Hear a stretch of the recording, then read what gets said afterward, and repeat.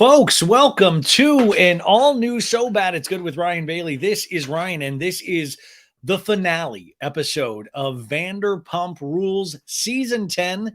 Not a lot happened this season, so this should be pretty quick. No, I'm actually so scared to do this because I know this is going to be very long. And I know a lot of other podcasters release their recaps, but listen, folks, mediocrity takes time. I gotta, no, I've watched this episode 5 times now. Juliana Carosa, of course, took the notes again. I went through a fine tooth comb with her notes, added my notes.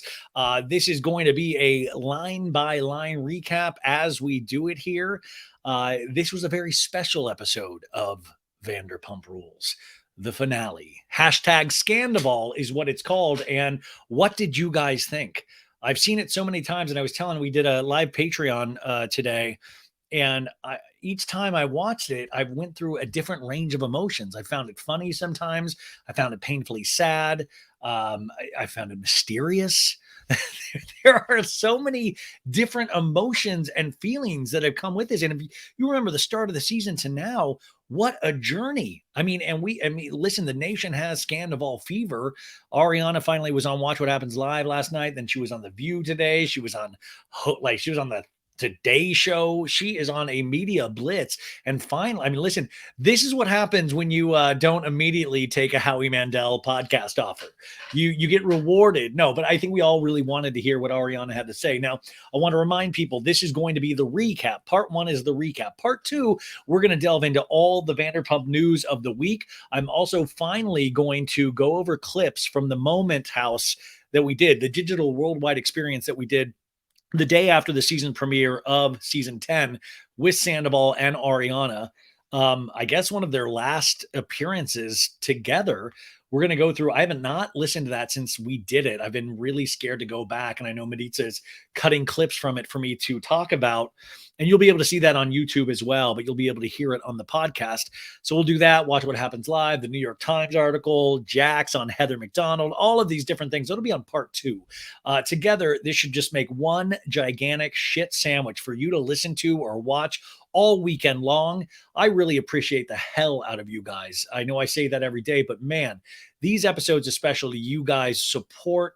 It really just blows me away.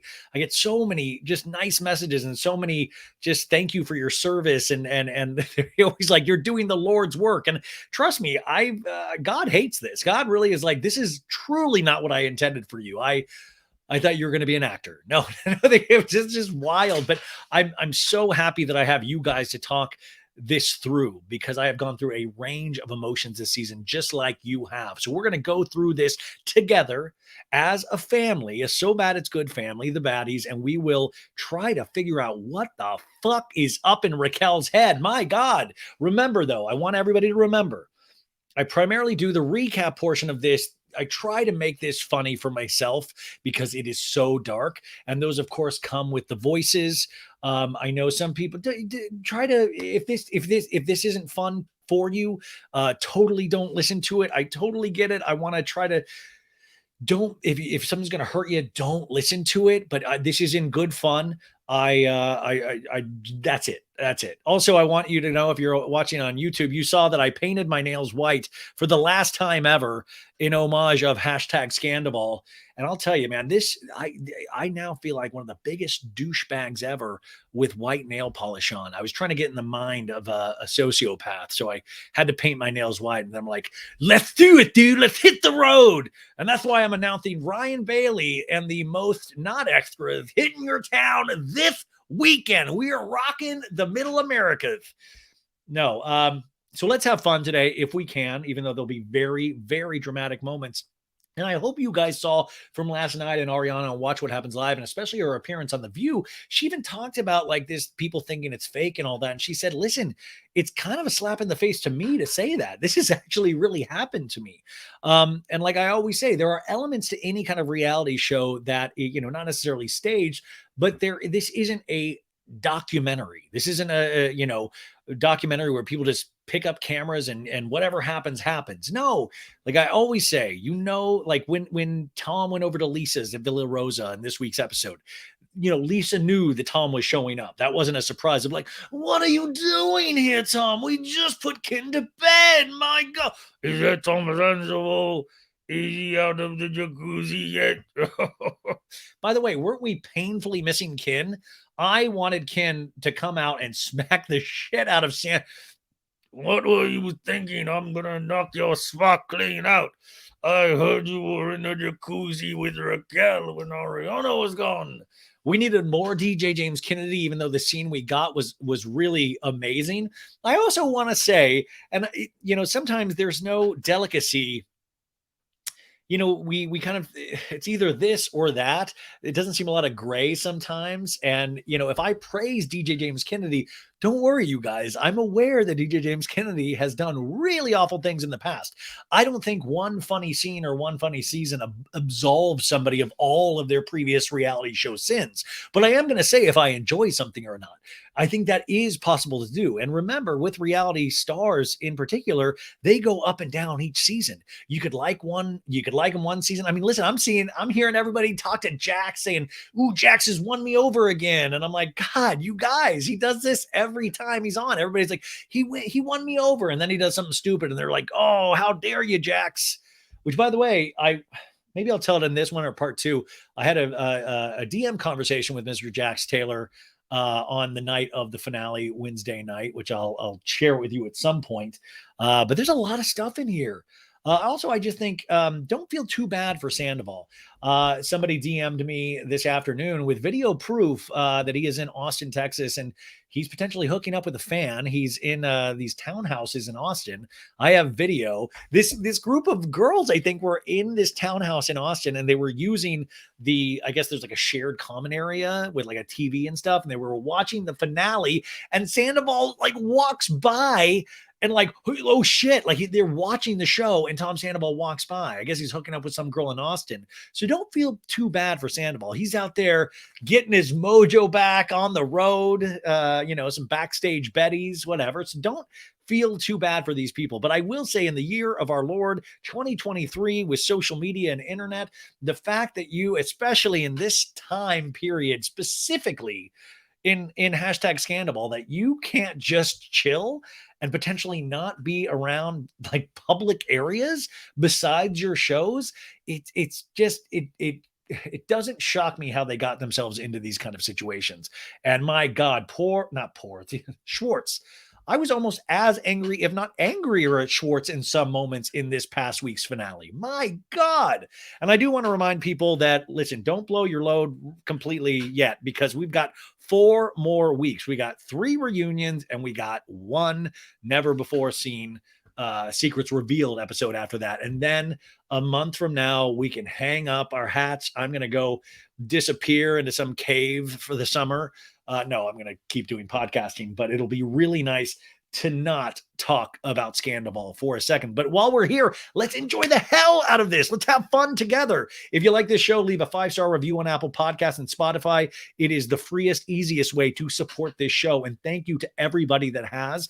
It doesn't go unnoticed, but it really does make me feel good. I know that might be a little vain to say, but it really is that nice thing of like, look what we've created, look what we've built. And it's an easy way to see that. And it really does help the show. It helps. I mean, you guys have made a career for me, and this is the silliest career in the world to have, but man, I'm proud of it.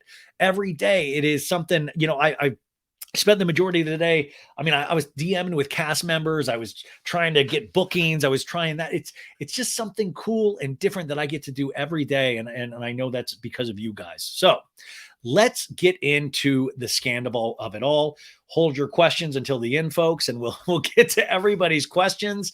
Once again, I want to thank Juliana Carosa for taking these notes. I couldn't have done this without her. So are you ready? Here we go. Please, Lord, give me the strength to properly convey the depravity of Scandal to this listening audience and potential viewing audience on YouTube. Vanderdump, let's just call it Vanderdump. Vanderdump Rules, Season 10, Episode 15, Season Finale. Title, #Scandal. Here is the description we get from the cable company. Cameras pick back up after Ariana discovers that her boyfriend of 9 years is having an affair with one of her best friends. Schwartz panics when the scandal threatens to upend their business, which, by the way, I have somebody that reached out to me from Yelp, which I cannot wait to read you their statement to So Bad It's Good in regards to how Yelp reviews work and how it's worked for Schwartz and Sandy's. I think you are going to be completely enlightened by that. Shout out to Yelp. If they ever have a Yelp for podcasts, please just disable that entirely if you're listening Yelp. Finally, Sandoval comes clean with another shocking secret. And that's not a real mustache. Yeah, he does. He takes it off at the very end. He's like, dude, it's not even me. This is not even a real mustache, dude. Yeah, rock on, dude.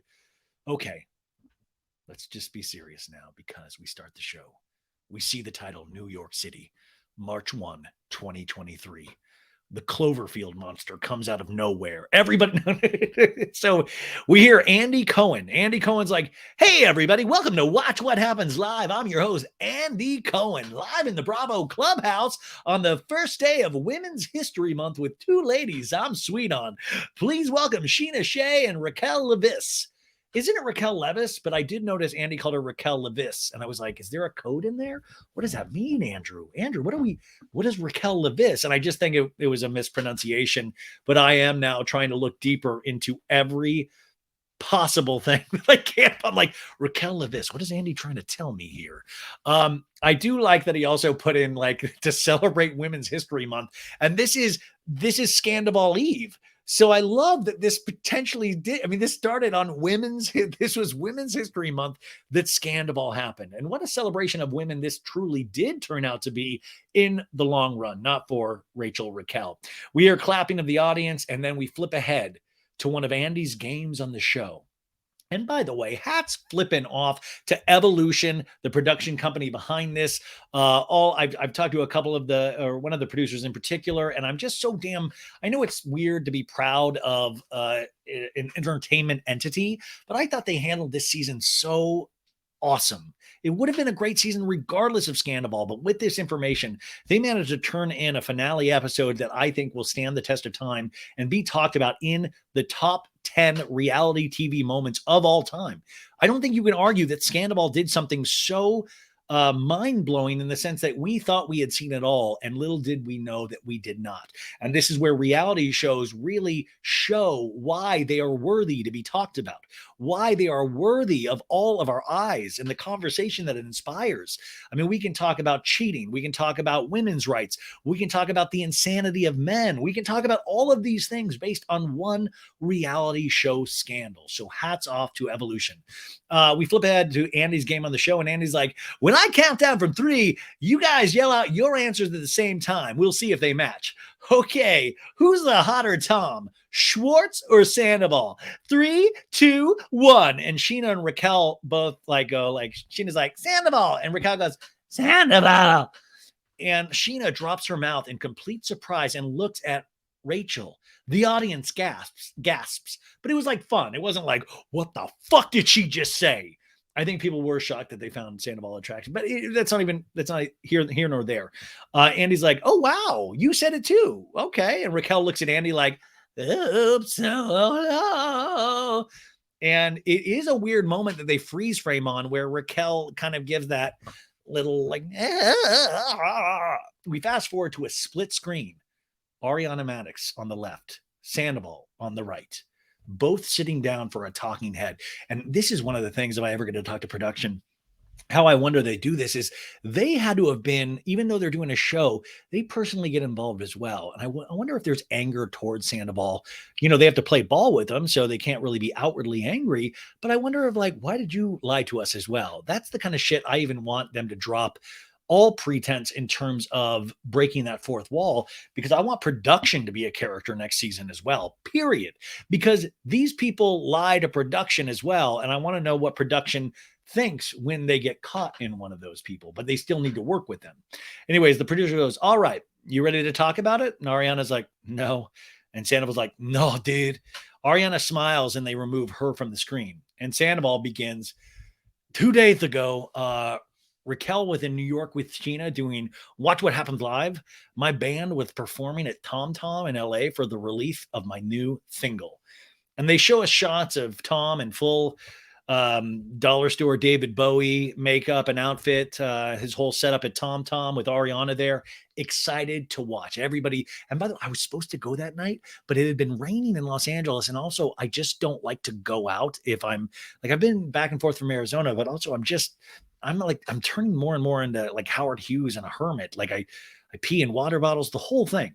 But but I didn't want to go. And I was like, I'd seen Tom's band a lot. And I was like, oh, what am I going to do? Like I was told Joe would be there. Schwartz's like girl, and I was like, oh, I've never met her. That would be interesting. And then it came and I was like, I just would rather just watch television and podcast. Also that the Scheana scene at the beginning, remember, go back and listen to that interview I did with Scheana on So Bad It's Good. That was recorded the morning before the morning of when she left for New York for Watch What Happens Live. So it's wild. Like that was when we were talking in that interview, she's talking about standing up for Raquel. She has no idea what's about to start. It's mind blowing to me to think about when you listen back to that interview. So Tom's like, when I was performing, my phone fell out of my pocket. Somebody handed it to Ariana for safekeeping. And we see the phone on Ariana's lap.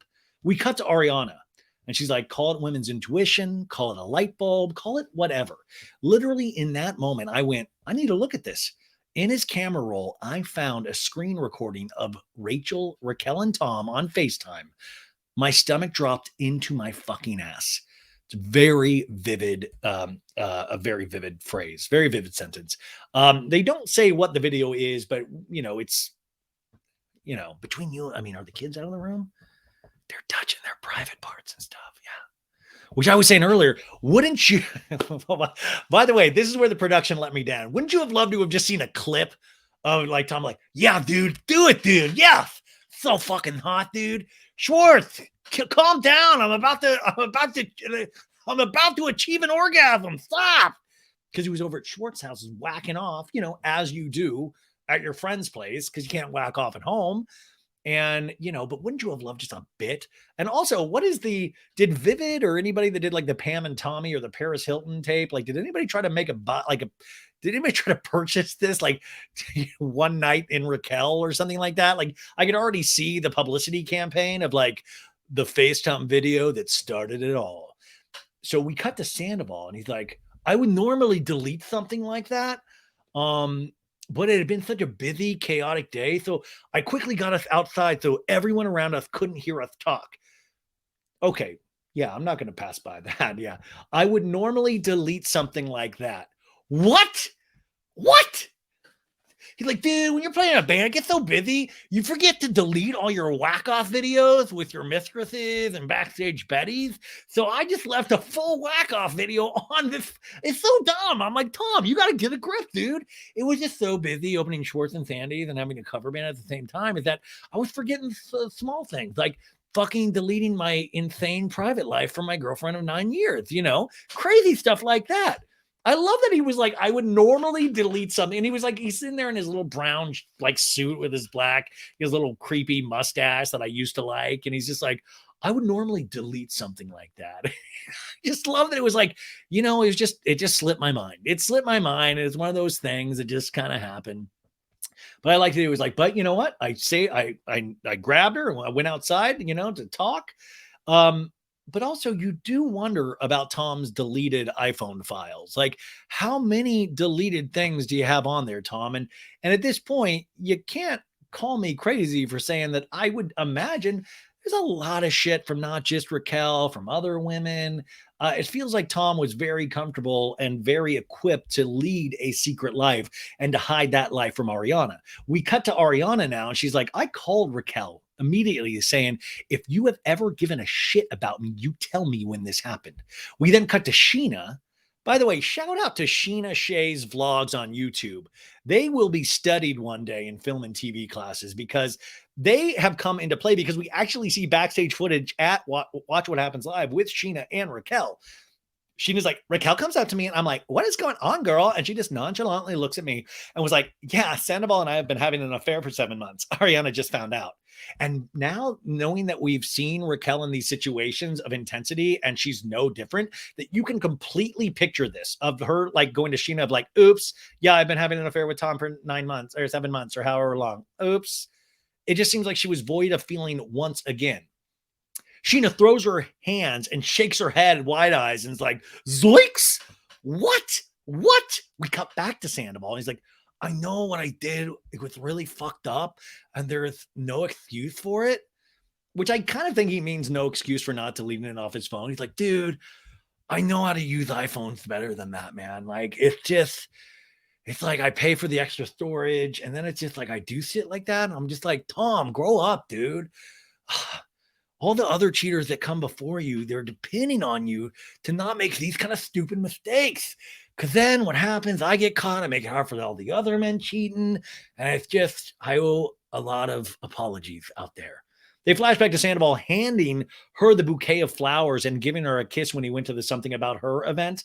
Ariana, which by the way, remember he was on a double date earlier with Joe and Raquel that night at Kyle Chan's opening. He's wearing the same doofy suit that he was wearing last week. And I will say doofy suit. I will say this. I loved Tom Sandoval's style this season until I found out he was a complete creep. And now it doesn't look nearly as attractive. And that's okay. We can change our minds based on information that we receive. And also, I got a DM or a Twitter DM from like a really nice lady, I think, and says, don't gloat about Tom. I'm sorry. I'm not gloating, but man, I got anger with this. I do. And it's you know, I think she said, you're better than this. I don't think I'm better than this. Obviously not. I'm going to, going like the actions do have consequences. And one of those consequences is going to be kind of teased on a podcast.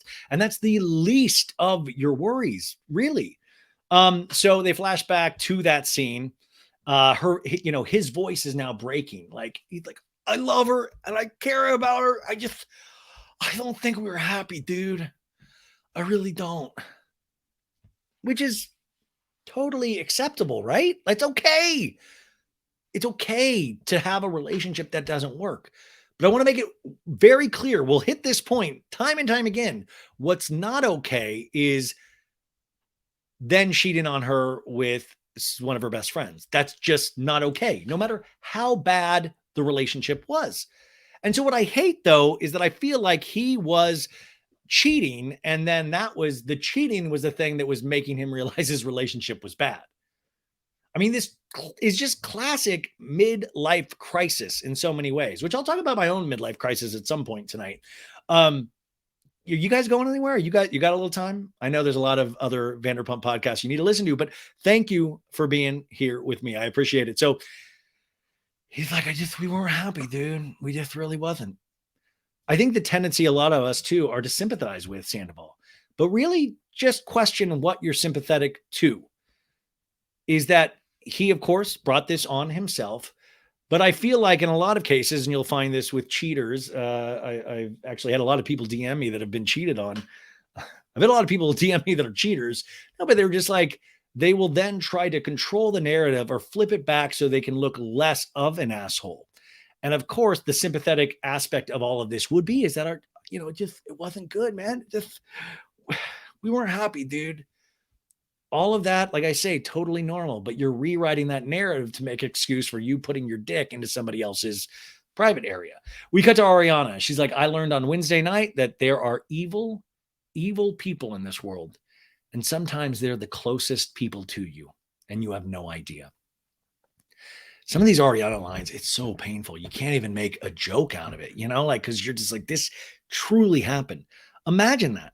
And also people, say like, well, she, she should have been more, come on, she should have been more aware. Come on, there were so many signs. The onus is always on the woman, right? Like, how dare you dumb women?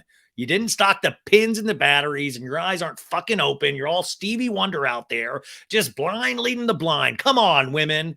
And I find that behavior, that way of thinking is so bizarre to me. It's like, if you really trust somebody, and also if you're in your own grief about a dog dying or your grandma dying, what are you really going to say? What are you really going to see? And I wanted to even use an example of when, like I always tell you guys, when this news first broke, I was like, fuck, that's bullshit. Like, I did not believe it for a second. In fact, I got into a little nasty tiff with DJ James Kennedy about it because I was like, what the fuck are you? Like, they supported your ass. Why are you being such a dick? Because I would have fought somebody saying that. I was like, no, what are you doing? Because I believed Tom Sandoval, period. I bought into it completely.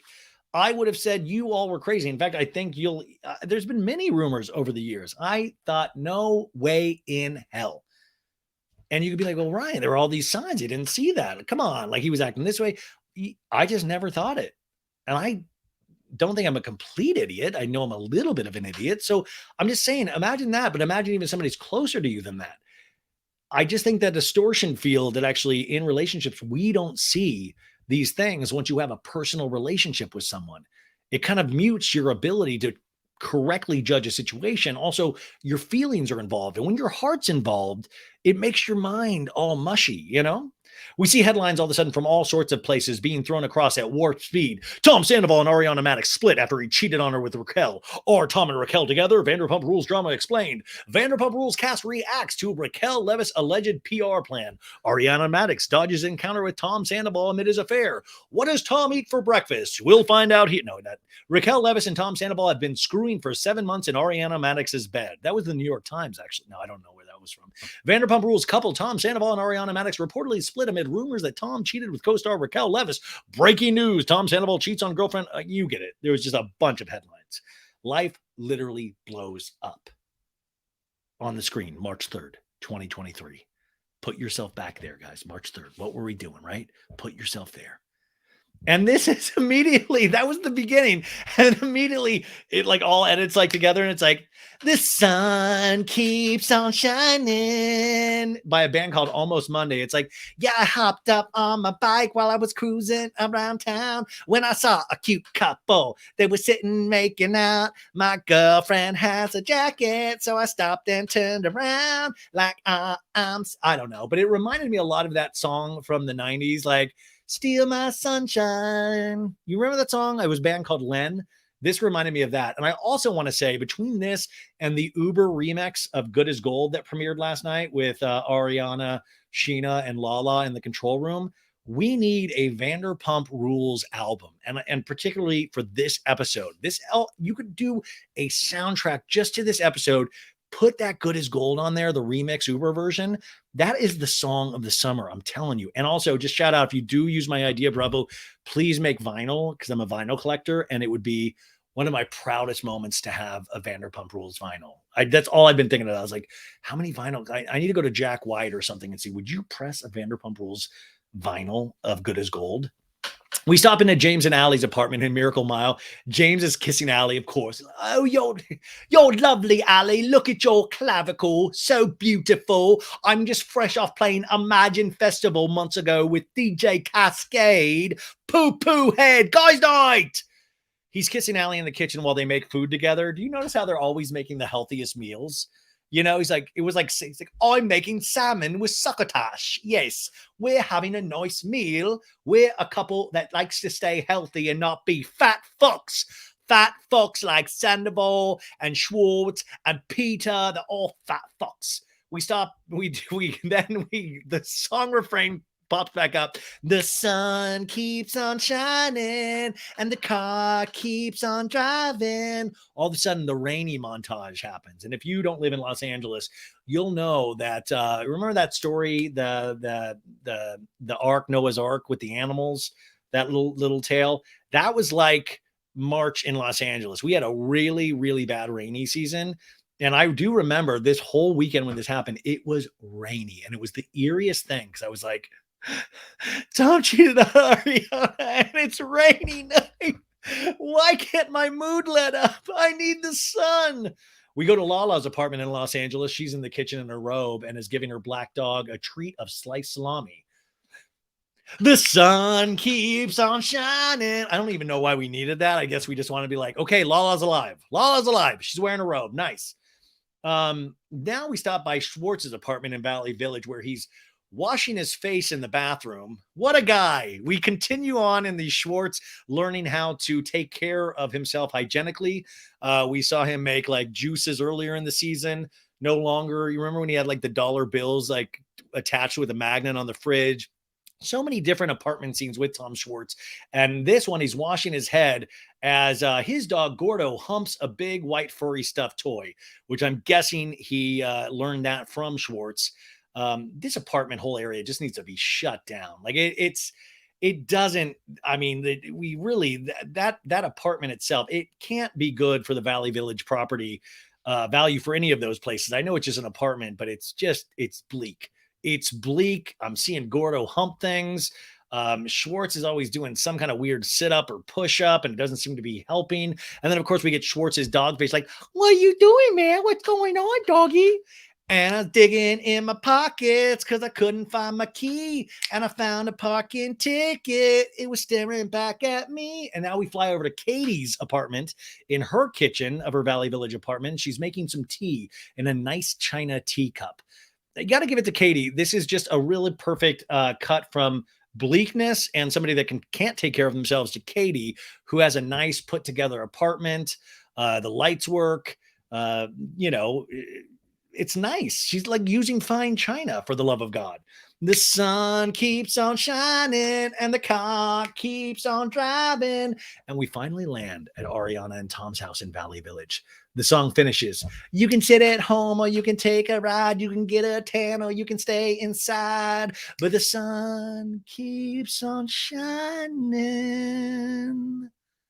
Ariana's on the sofa with her friend Meredith. I do know Meredith fairly well, or I used to, and she's a really good person. Her and Ariana were BFFs, I believe, in high school in Florida. And she's really a solid person, also a person that is not wanting to be on camera, never used Ariana for any kind of thing. And I know she's a solid person. It was good to see her in this. And she's kind of like a geek like me, or geek, like she's like she's a cool person. And I know she's a real person. So I was glad to see her there. We see Ariana's dog, Maya. Meredith is giving Ariana a hug, and Ariana sighs, and she looks just a little despondent, and she's like, I hate him, but I'm very quickly becoming, and Meredith is like, indifferent. And she's like completely indifferent. He kind of gives me the ick. Right at this moment, when she's saying this, they show Sandoval literally looking at himself in a mirror and grooming his mustache with his fingers, wearing his white nail polish, staring at his visage in the mirror, kind of like Mark Wahlberg at the end of Boogie Nights. He's like, you're a star. You're a big, bright, shining star, dude. Yes. Like, also, how could he, like, does the stash look right? I'm about to have like a conversation about me being a complete prick and a liar. But does the stash look good? Yeah, all right. That's right, dude. Keep on rocking, man. It's so weird. Like, would you groom your mom? Like, grooming should go out the window. He should literally be like Kristen Doute at this, like, her scene where she's like just pulling up in like, some tights and like flip-flops. Come on. Ariana continues like, yeah, give me the ick. And Meredith's like, yeah. Ariana sticks out her tongue. And she's like, luck. We see Tom turn off the bathroom light, wearing a t-shirt, shorts, and slippers with his ear pods in. Meredith hands Ariana a bottle of wine, and Ariana's like, Tom and I got this our very first trip together. And she's like, where to? And they flash a photo of them doing a Vogue pose in Napa. The dog. But I want to talk about those pictures, those pictures you see at the beginning of relationships. You might have them yourselves, and the relationship is so exciting and it's full of possibilities. And I liked that they used this in that, because it shows, where this started, when they were both so in this relationship. And, it is interesting how relationships change over time, and it's not bad. You just are supposed to grow up with the relationship, right? You're supposed to grow up, and Tom is growing in reverse, and that's what he wants to. It's not really even, it is truly a midlife crisis, but I think Tom thinks it's so much deeper than that. When in reality, the sad reality is that most men go through what he does. It's just that most men don't kind of betray the things closest to them. I mean, a lot do, but also when Tom walks down, it is interesting. If you notice, Maya, their dog, doesn't run up to Tom at all. Did you notice that? That's interesting. Usually when you go into a room with a dog, especially, they'll walk up, or, especially one of their owners will immediately go up to them. And I thought that was interesting that Maya completely stayed away from Tom. Ariana goes, she takes a swig directly from the bottle. She's like, yeah, this is when we first started dating, so it's mine now. And Meredith goes, "Can I bring you anything?" Ariana's like, "Oh, I'm okay. Thanks, though." Sandoval scuffs into the kitchen and sighs heavily, opening a cupboard. "Do you want anything?" And Ariana turns her head and goes, "For you to die." We've seen that in the preview. And Sandoval goes, "Well, that's inevitable." And it's like, yeah, we all will die one day, but I like, that's inevitable. Already, dialogue, sparkling. Ariana goes, "How was your night at Raquel's last night?" And he's like, "I was at Schwartz's." And Ariana's like, "You were also at Schwartz's when you were together on FaceTime. So you being at Schwartz's doesn't really mean anything." Sandoval walks over and sits across from her. He's like, "Oh, I love that his big lie has been found out. Oh, damn it. She's on to Schwartz's, my whack off pad. Like Schwartz's is like my fortress of solitude where I can whack off in peace without this girl all up in my grill. Like, why are you whacking off to FaceTime with another girl? At Schwartz's, I can just kick back and whack off." Ariana goes, "Hey, you still haven't said sorry for what you actually did." Which is, how is that possible, you guys? This is Friday. It happened on Wednesday night. How is not the first fucking thing that was out of this monster's mouth saying, "I am so sorry. I have been living with this horrible secret." He doesn't apologize first? She makes a disbelieving face. And by the way, the face Ariana's like, like the face is just wild. And also, I just want to warn everybody, I'm an actor, so I'm trying to do this as close to the performance as possible. But for all of you people out there, I just want to let you know there's a lot of ungodly gulping in this scene on Sandoval's behalf because he is drinking a diet squirt. I do have bad news. Diet Squirt literally lost half of its company's value yesterday after Tom drank out of it on Wednesday night's episode. So shout out to the Diet Squirt family. Hopefully you guys can rebound. But he is Did you guys hear the gulp? I know I watched it 2 minutes, and I'm just going to, I know people hate when people do this on podcasts, but I just want you to know this is part of the performance, okay? He goes like this. He goes, I'm like, "What are you doing, dude? Calm down." He's like,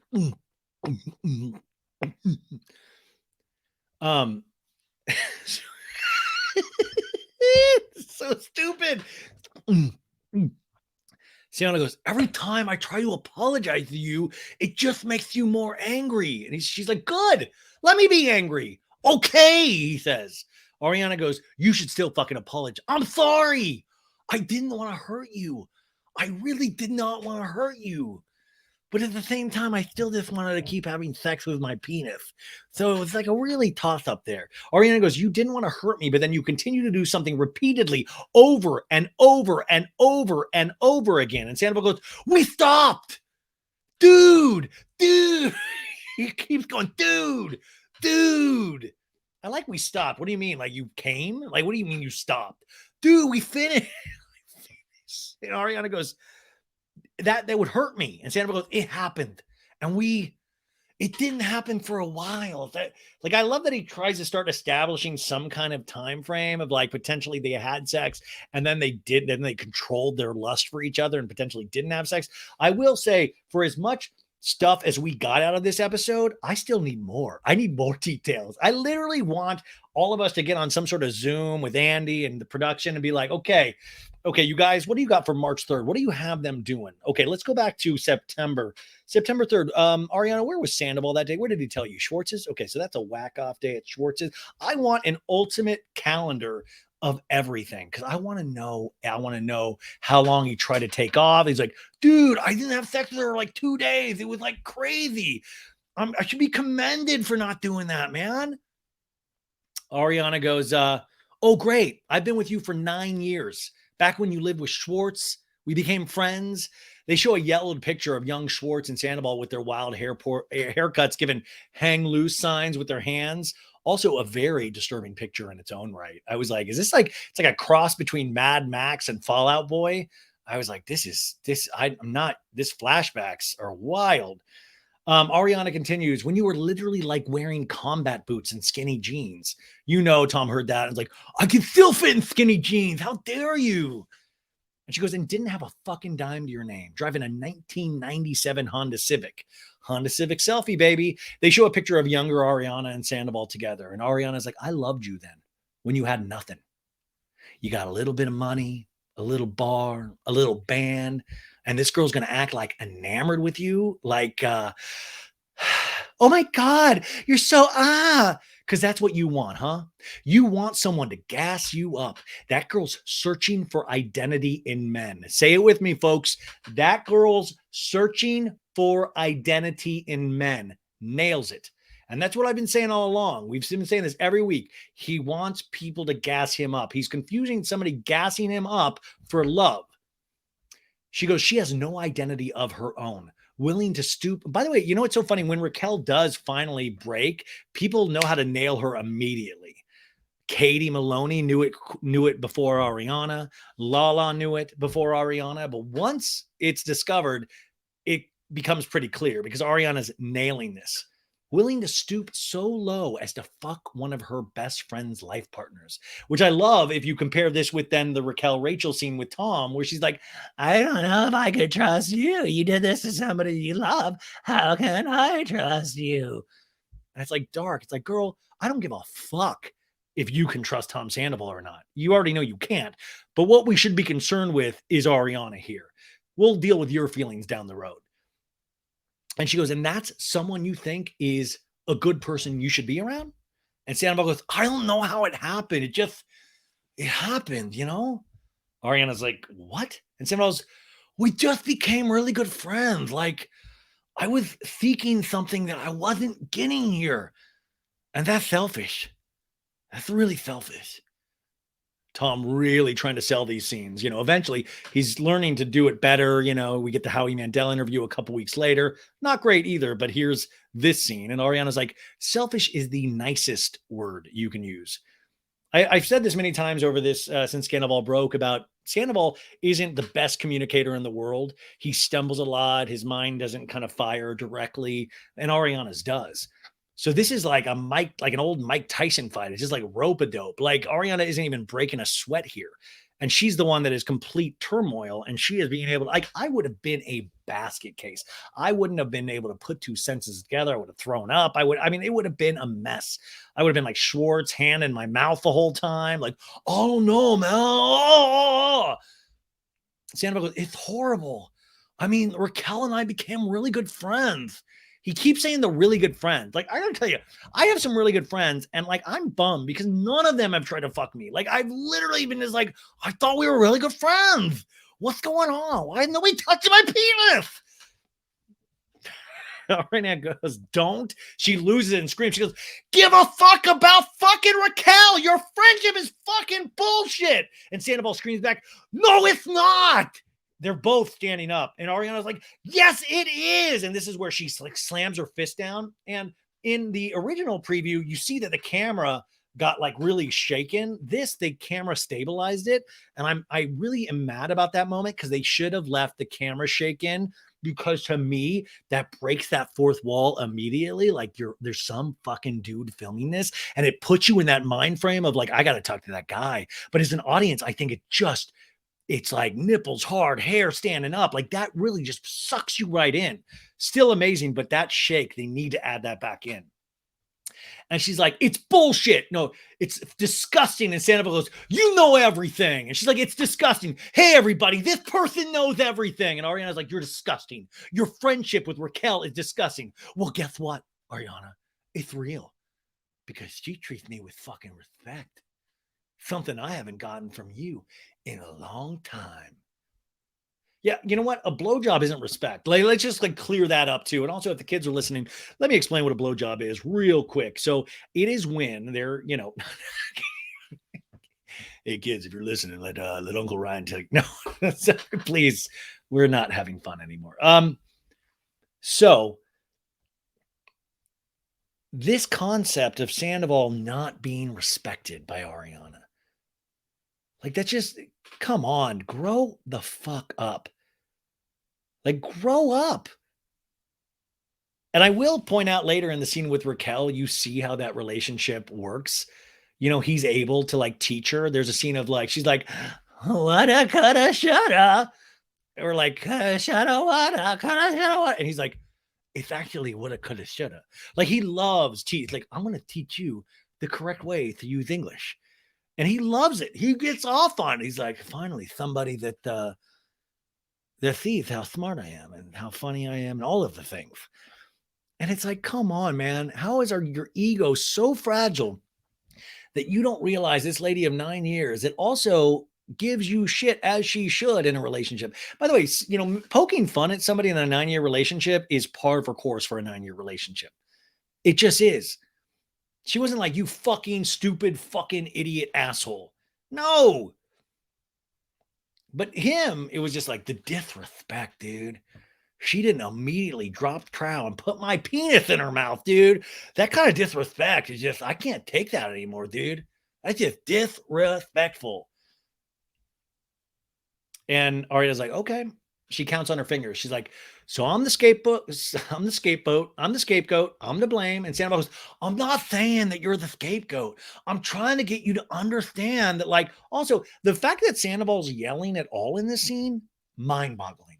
Isn't it? Mind-boggling. She also refers to on The View of she was very glad that he yelled in this scene because finally the audience could see what he's really like. And that, to me, that sentence on The View today was so mind-boggling to me because you just realize this is a dude that truly cares about how he is perceived. He's truly cares about being able to control a narrative, and he really thinks he's very good and smart at it. And so much so that you can sense that, I don't know if he yelled at her a lot, but he probably yelled a lot. Like, dude, that's so stupid, dude. You get the sense of a very different Sandoval. And you see it right here. So he's like, I'm not saying that you're the scapegoat. I'm just trying to get you to understand, Ariana knows, that you just had to fuck my friend. It wasn't about me. It was about a connection where we actually, like, we were respecting each other and giving each other confidence. Ariana demonstrates hanging herself. She's like, that's you right now. But this is another thing. It was about a connection where we actually, like, were respecting each other. And it's like, okay, Tom, give me a little detail on that. What because for me, it sounds like she grabbed your penis and she whacked it. And that was her respecting you. And then you might have done things to her and that was you respecting her. But where is the other respect? Give me an example. I just want one example. What is it? She let me open her car door, dude. Like when we would go someplace secret, when we were hiding from you, she would let me open that door for her, dude. That was the respect. Like, show me what the respect is. Sandoval goes, Ariana, the relationship, it wasn't the same, Ariana. We've been separated. We separated all the time. Like, you'd go your way. I'd go mine. Sadly, that should be reversed. Should be, Ariana, you stayed at home and I went off and did weird things at night. That was the big separation. We had no sex life. I lost all my mojo. What are you, Austin Power? Oh, behave. Oh, I lost my mojo. I'm Tom Sandoval. Oh, behave. Your mojo? Your mojo. And maybe I've never had mojo, so I really don't feel the loss of it. But, like, you lost your mojo? And I also just think this is so narcissistic in a way of actually even viewing yourself of like, dude, I used to have so much mojo and now I'm at like 30% mojo. And I got to say, every time I was around Tom, I always thought he had 100% mojo. I'm not joking. I always thought, what a cool dude. What a confident, cool, nice dude. I didn't realize he was like, dude, my penis needs to be way harder sometimes, Because I thought he had I thought he had all the mojo. I know that sounds crazy. So it's so sad to hear that this is it. And I keep just thinking this just all goes back to sex. It all goes back to sex. That's it. He's going to say respect. He's going to say all that stuff, but it all boils down to sex. So Ariana goes, oh, so fuck my friend. The thing that makes, so fuck my friend then. Get your mojo back. Fuck my friend. Because that's how silly it is. I got my mojo back by fucking Ariana's friend and lying to her. How Tom Sandoval got his groove back. Yeah.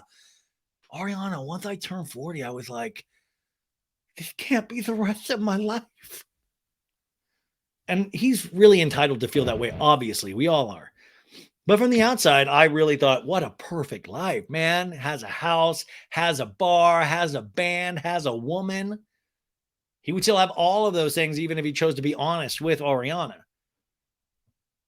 what was he, what is the life he was expecting? And sadly, we saw that last episode. Dude, like doing mushrooms at sunrise and hang gliding off a cliff and then like doing something with their butt stuff, like just really living, dude.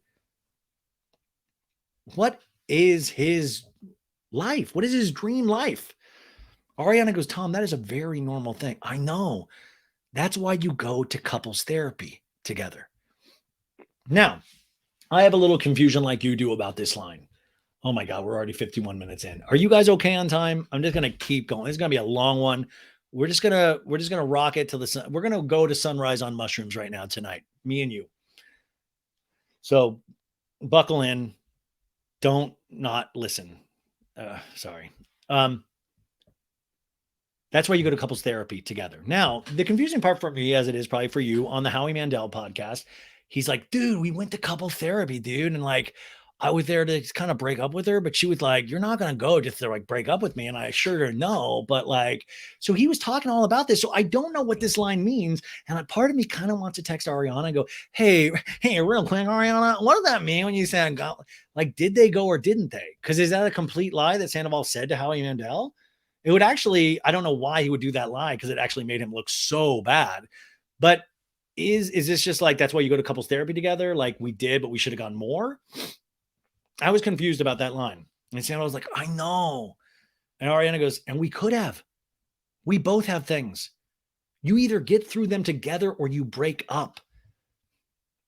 Once again, isn't it interesting how the ladies on this show, even Scheana later and Katie, it's like they say it so succinctly, but us men, we are such jackasses that we build it so up in our minds. We're like, I couldn't possibly do it, dude.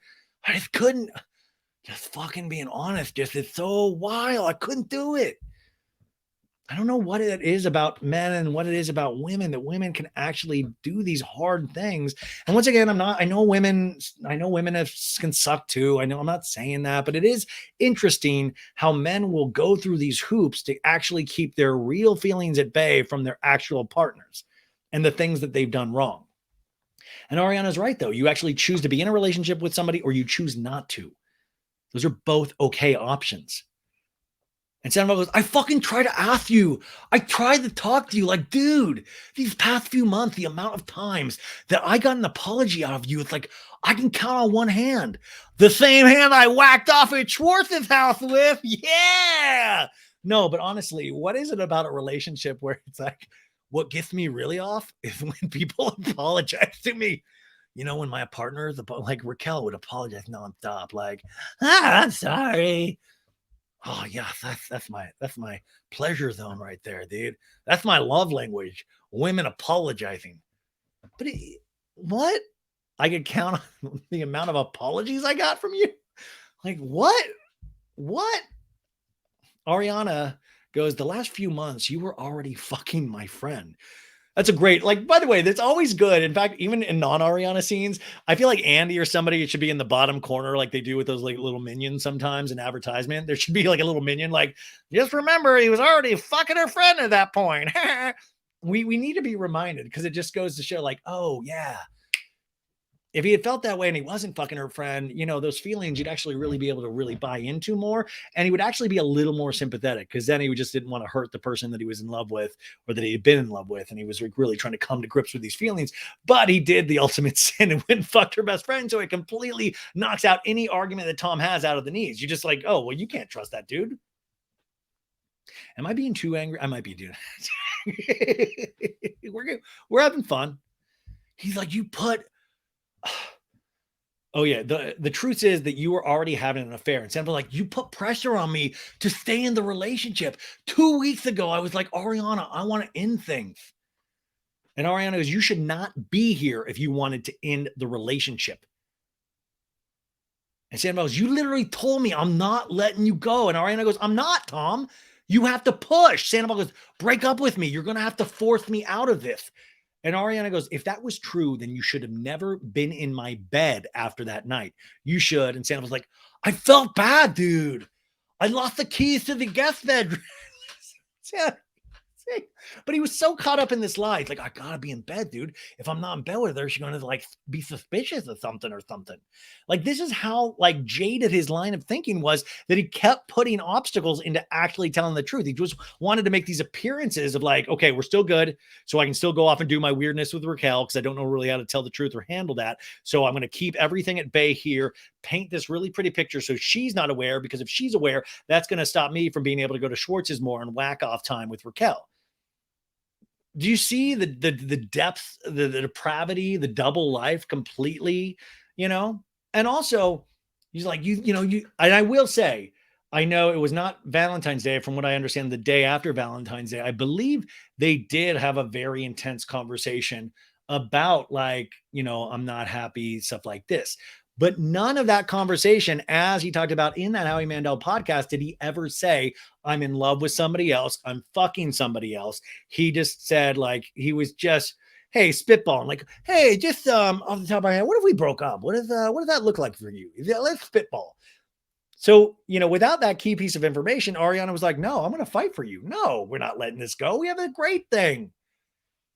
So I know he says this, but he didn't say this with all the information. Believe me, if Sandoval had said, by the way, I'm also fucking somebody, whether it be Raquel or not, she would have been like, oh, okay. Well, yeah, don't fucking sleep in my room. And yeah, we should be done. And Ariana's like, you felt bad, Tom. You have to end it. You have to leave. And Sandoval's like, at that point, it was too late, dude. And Ariana's like, you were already fucking Raquel is the point. It wasn't that. It wasn't that. It wasn't that. That you fucked somebody else was not part of why you weren't there. It's not that easy. Then don't be a fucking coward. And Sandoval's like, it's not just about somebody stroking my ego. She also stroked my dick area too. That happened. And Ariana sits there and closes her eyes. It must be. And when I do down the line, if I ever get to talk to Ariana on this show, it is one of those things that I would love to bring up this moment of, is it like that end of that movie, The Usual Suspects, where Kevin Spacey's in there and he gets away from it. He is actually Kaiser Soze, the criminal, and he starts walking down the street in a straight line. Like he has that limp, and all of a sudden the limp goes away. You realize he's a completely different person. And the detective, played by Chaz Palminteri, puts it all together. Like, oh my God, I was just conned. That guy was lying to me the whole time. I wonder in those moments if Ariana's just seeing things of like, oh my God, it was all right there. It was all right there the entire time. And I bought all of it. Sandoval continues. And it's not about looks, dude. It came from something much deeper. I love that he was like, it's not about looks. She looks kind of beat sometimes without makeup. I think we can all agree, right? It came from something much deeper. As time went on, like, we became this like support system. She would support my penis. Sorry. I know I keep making penis jokes, but I just want to, like, this is what it really boils down to. And Ariana goes, don't you fucking dare talk to me about a deep connection. I cannot fucking believe you. And Sandoval's like, I know you don't want to hear it. Shut up. Sandoval goes, it's important that you know that. I don't want to hear it, Tom. It's because it's fucking disgusting. Shut up. Say it to her. When are you going to see her next? Tomorrow. Remember that Sandoval went to Orange County that night and rocked out on a Friday night in Orange County where people were shouting out, Ariana, Ariana. He's like, we all love her. Yes, yes. By the way, I saw the performance that night. It did not look like he had his mojo back at all. I do, like in the small scene we got to see with Raquel and Tom, I didn't see any connection there. Like I saw a very light connection. I saw somebody that was waking up to the fact that what he did, and it was really disturbing. We'll talk about that in a second. And Ariana's like, great. And are you guys going to kiss and hug? Talk about your deep connection? And he's like, I don't know. Why don't you just say no? This is another moment. God love these reality stars that don't know when to fucking just say no and end the scene. And you could say, oh, we're doing it for the cameras and all that. But like, come on. Raquel did that earlier in the season too to Katie Maloney of like, Katie, I just want to say, I know you said not to kiss Schwartz, but I want to kiss him. And Katie's like, why did you say that? Why did you say that? A lot of people have theory. A lot of people still giving me theories about this. It's gone so deep into this. They're like, Tom had Schwartz make out with Raquel and kind of blackmailed Schwartz into doing that. So then he would have to keep his secret. Like, it's like the thought is like, it's so convoluted in what people are trying to make true. Schwartz, believe me, we're coming for you in a sec.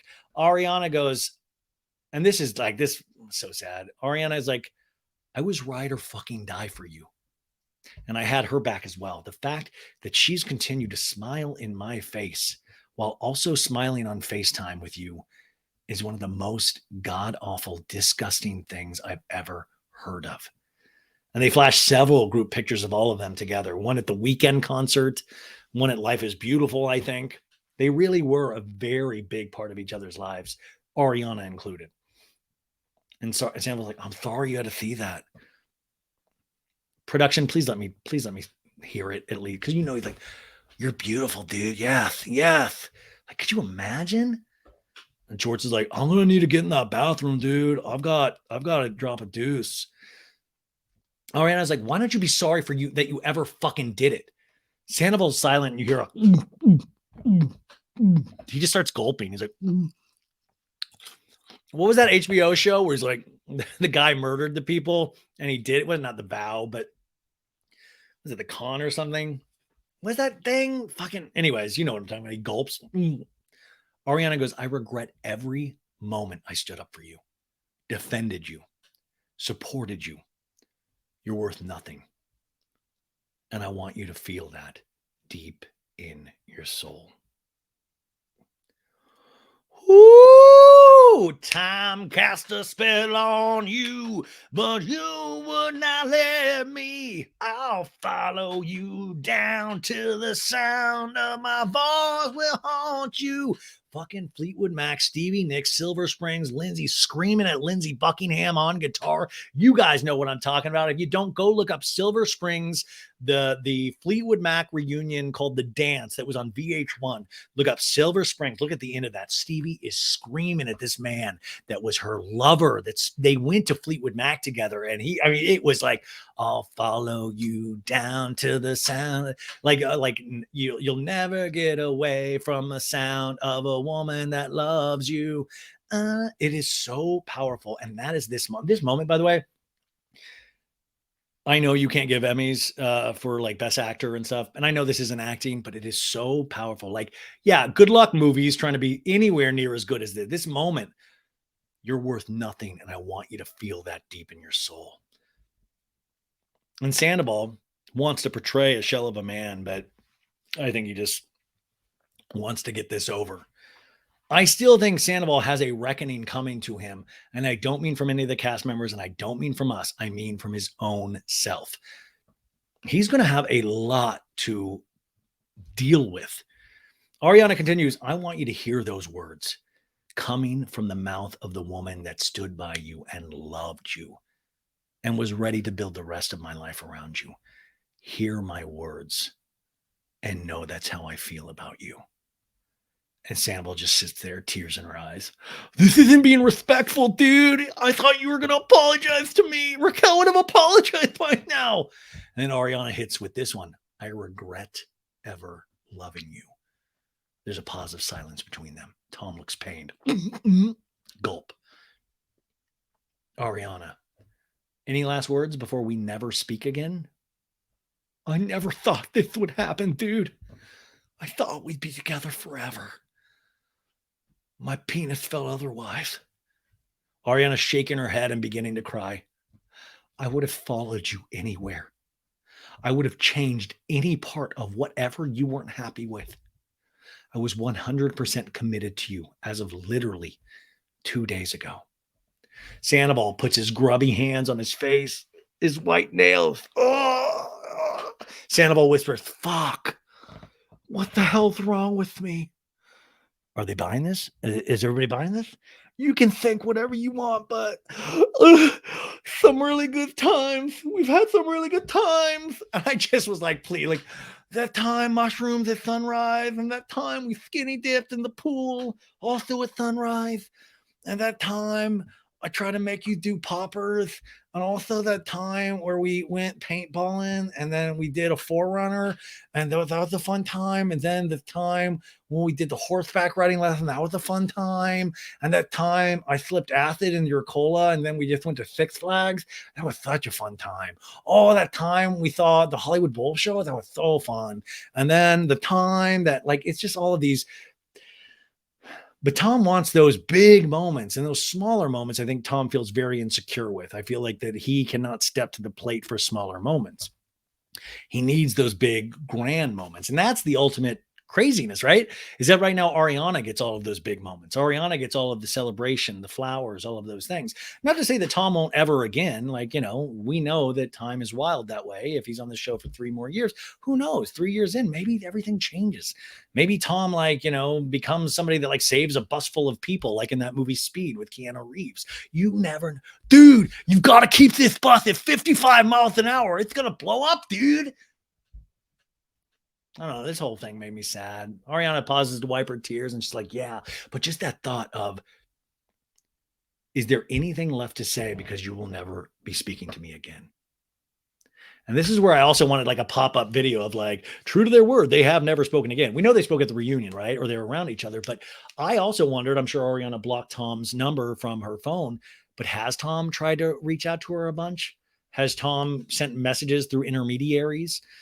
I mean, I do want to know, has he tried or has he accepted it? Or has he accepted it because it almost lets him off the hook of good, dude.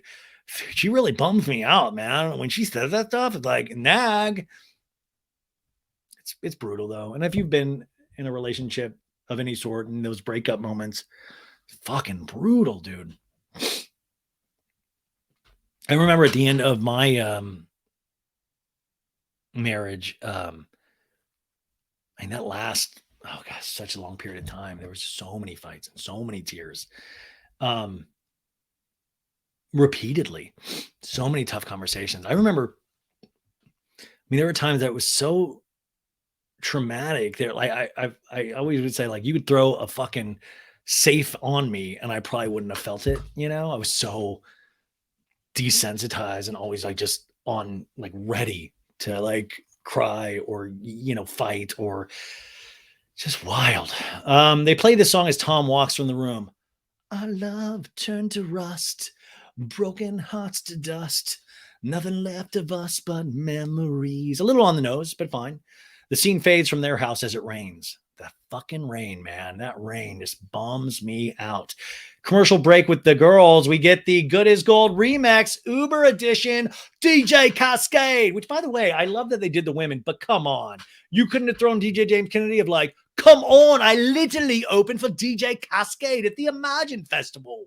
Fucking Lala in the DJ booth. Are you kidding me? Do you know how many times I played Good as Gold? It's see you next Tuesday. Please. My God. Lala's like, all right, ladies, we're back in the studio with the Good as Gold remix for Uber One. And Scheana sings, I got this Uber One tip for you. And it's very like the robot vocoder voice. Ariana's like, hot membership. Oh, yeah. To save on rides and eats. And Lala's throwing dollars. Savings. And Ariana sings, we're bussing. Hunger is calling. And Lala's like, yeah, bitch. Scheana sings, we could be goat cheese balling. I'm not even on.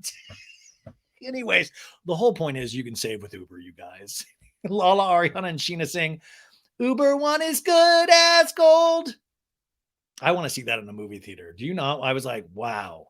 This is, and now I kind of want a making of the Good as Gold Uber One commercial. And if you take Ubers, do this for me this weekend. If you have a nice Uber driver, go, hey, did you get any emails from your company about the Good as Gold Uber remix? I'm, just see if they're excited as I am about it.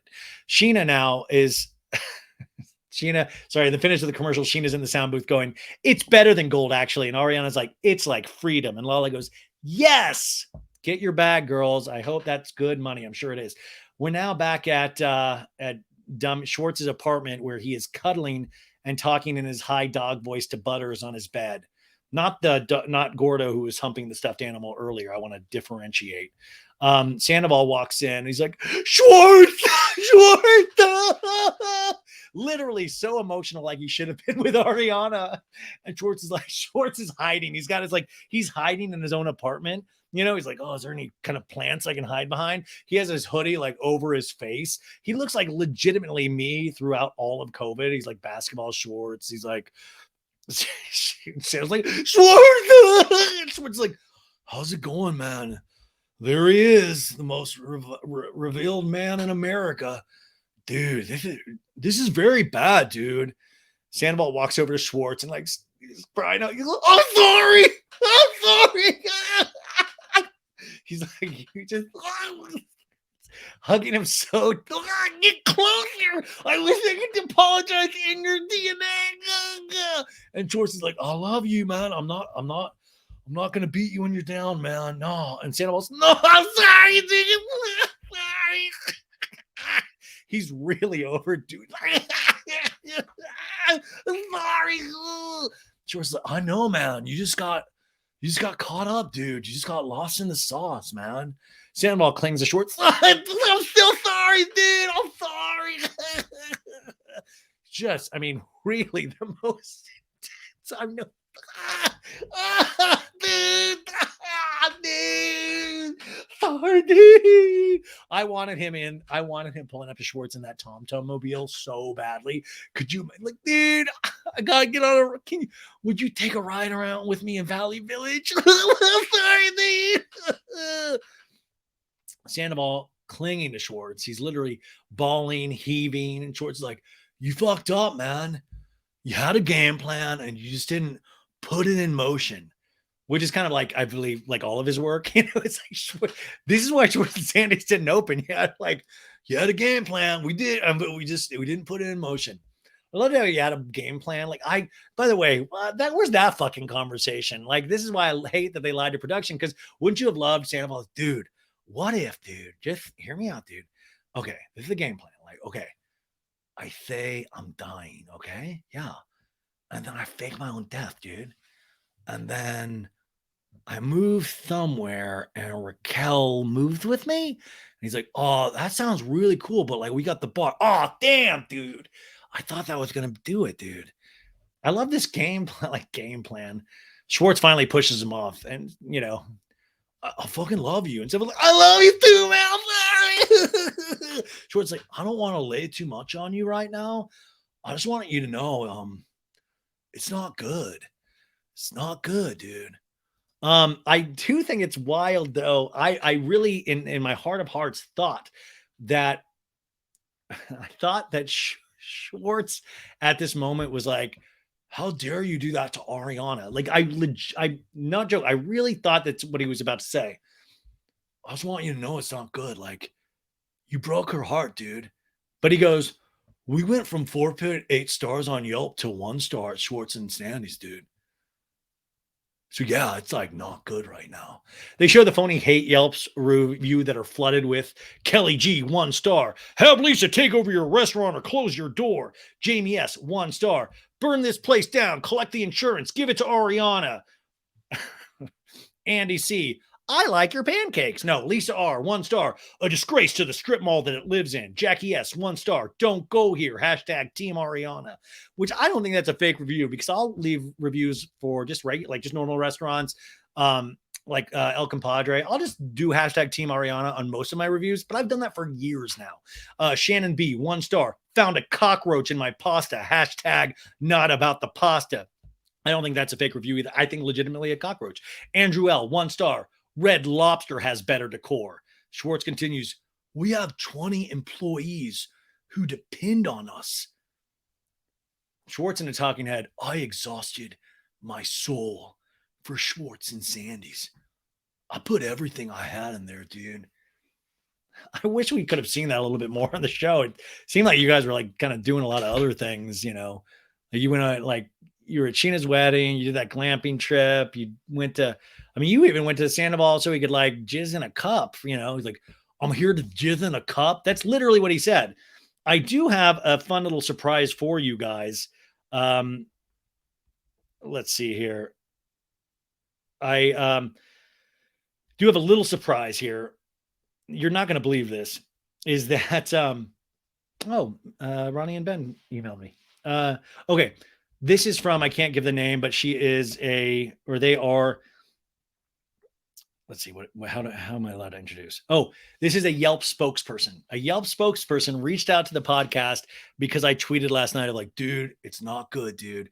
We went from a 4.8 through a 3.2. So yeah, it's pretty bad. I tweeted that and I put it on Instagram, and I guess that's probably where they found me. But this is some real statistics about Yelp and Schwartz and Sandy's. This is not, there's no joke here. I found this truly fascinating. So thank you, Yelp spokesperson. Hi, Ryan. After watching one of the greatest episodes in TV history, the season finale of Vanderpump Rules, I saw your tweet about Schwartz mentioning that the Yelp reviews for Schwartz and Sandy's took a hit. In case it's helpful for any future podcast episodes, I wanted to share a few stats of how Sandoval has played out on Yelp. Boots on the ground at Yelp. Yelp has placed an unusual activity alert over the Yelp reviews of Schwartz and Sandy's since Saturday, March 4th, 2023. So this broke on March 3rd. As of March 4th, Yelp put unusual activity alert immediately. When a business gains public attention and sees an influx of Yelp reviews, we may place this alert on the Yelp page and temporarily disable the ability to post reviews. At Yelp, all reviews must be based on genuine firsthand consumer experiences, even if we agree with the points expressed, #Team Ariana. These attempts to artificially inflate or deflate a business's star rating can mislead other consumers and hurt a business's staff who aren't part of the situation. You can learn more about our consumer alerts program here. And they have a link with a whole consumer alert thing. Okay, so this is fascinating. User views for Schwartz and Sandy's Yelp page increased more than 570% in March compared to the month prior. The news broke on March 3rd. TomTom's Yelp page also saw a 785% increase in user views for the same time period. Sir actually decreased. No, she goes, if it's of interest, we can also follow up with how the season finale impacted the business's user views on Yelp. And I was like, yes, I want those. We'll get to those in a second. Before temporarily disabling the ability to post reviews on March 4th, there were already more than 140 reviews posted to Schwartz and Sandy's Yelp page prior to our moderators placing an unusual activity alert. Once activity on the business page stops or dramatically decreases, our moderators will remove the alert, clean up the reviews, and allow users to post again. So then we emailed back and forth, and then she gave me these stats for this week. Our data shows that between Tuesday, May 16th and Wednesday, May 17th, when the finale aired to 1.9 million viewers, Schwartz and Sandy's Yelp page has seen a whopping 1,136% spike in user views, and TomTom also saw a 1,017% increase. By comparison, Schwartz and Sandy's only saw a 255% increase in user views after last week's episode, Tuesday, May 9th, to Wednesday, May 10th. Tom Schwartz and the 20 employees of Schwartz and Sandy's can relax knowing that Yelp's moderators will clean up their Yelp page and remove the unusual activity alert once activity goes down. But we can't speak to the hundreds of negative Google reviews they've received. Look forward to the next episode. Let me know if you have any questions. Thank you, Yelp. I do like that actually they take that job seriously. Also, I don't think those 20 employees need to worry about the reviews. They need to worry about who owns that place.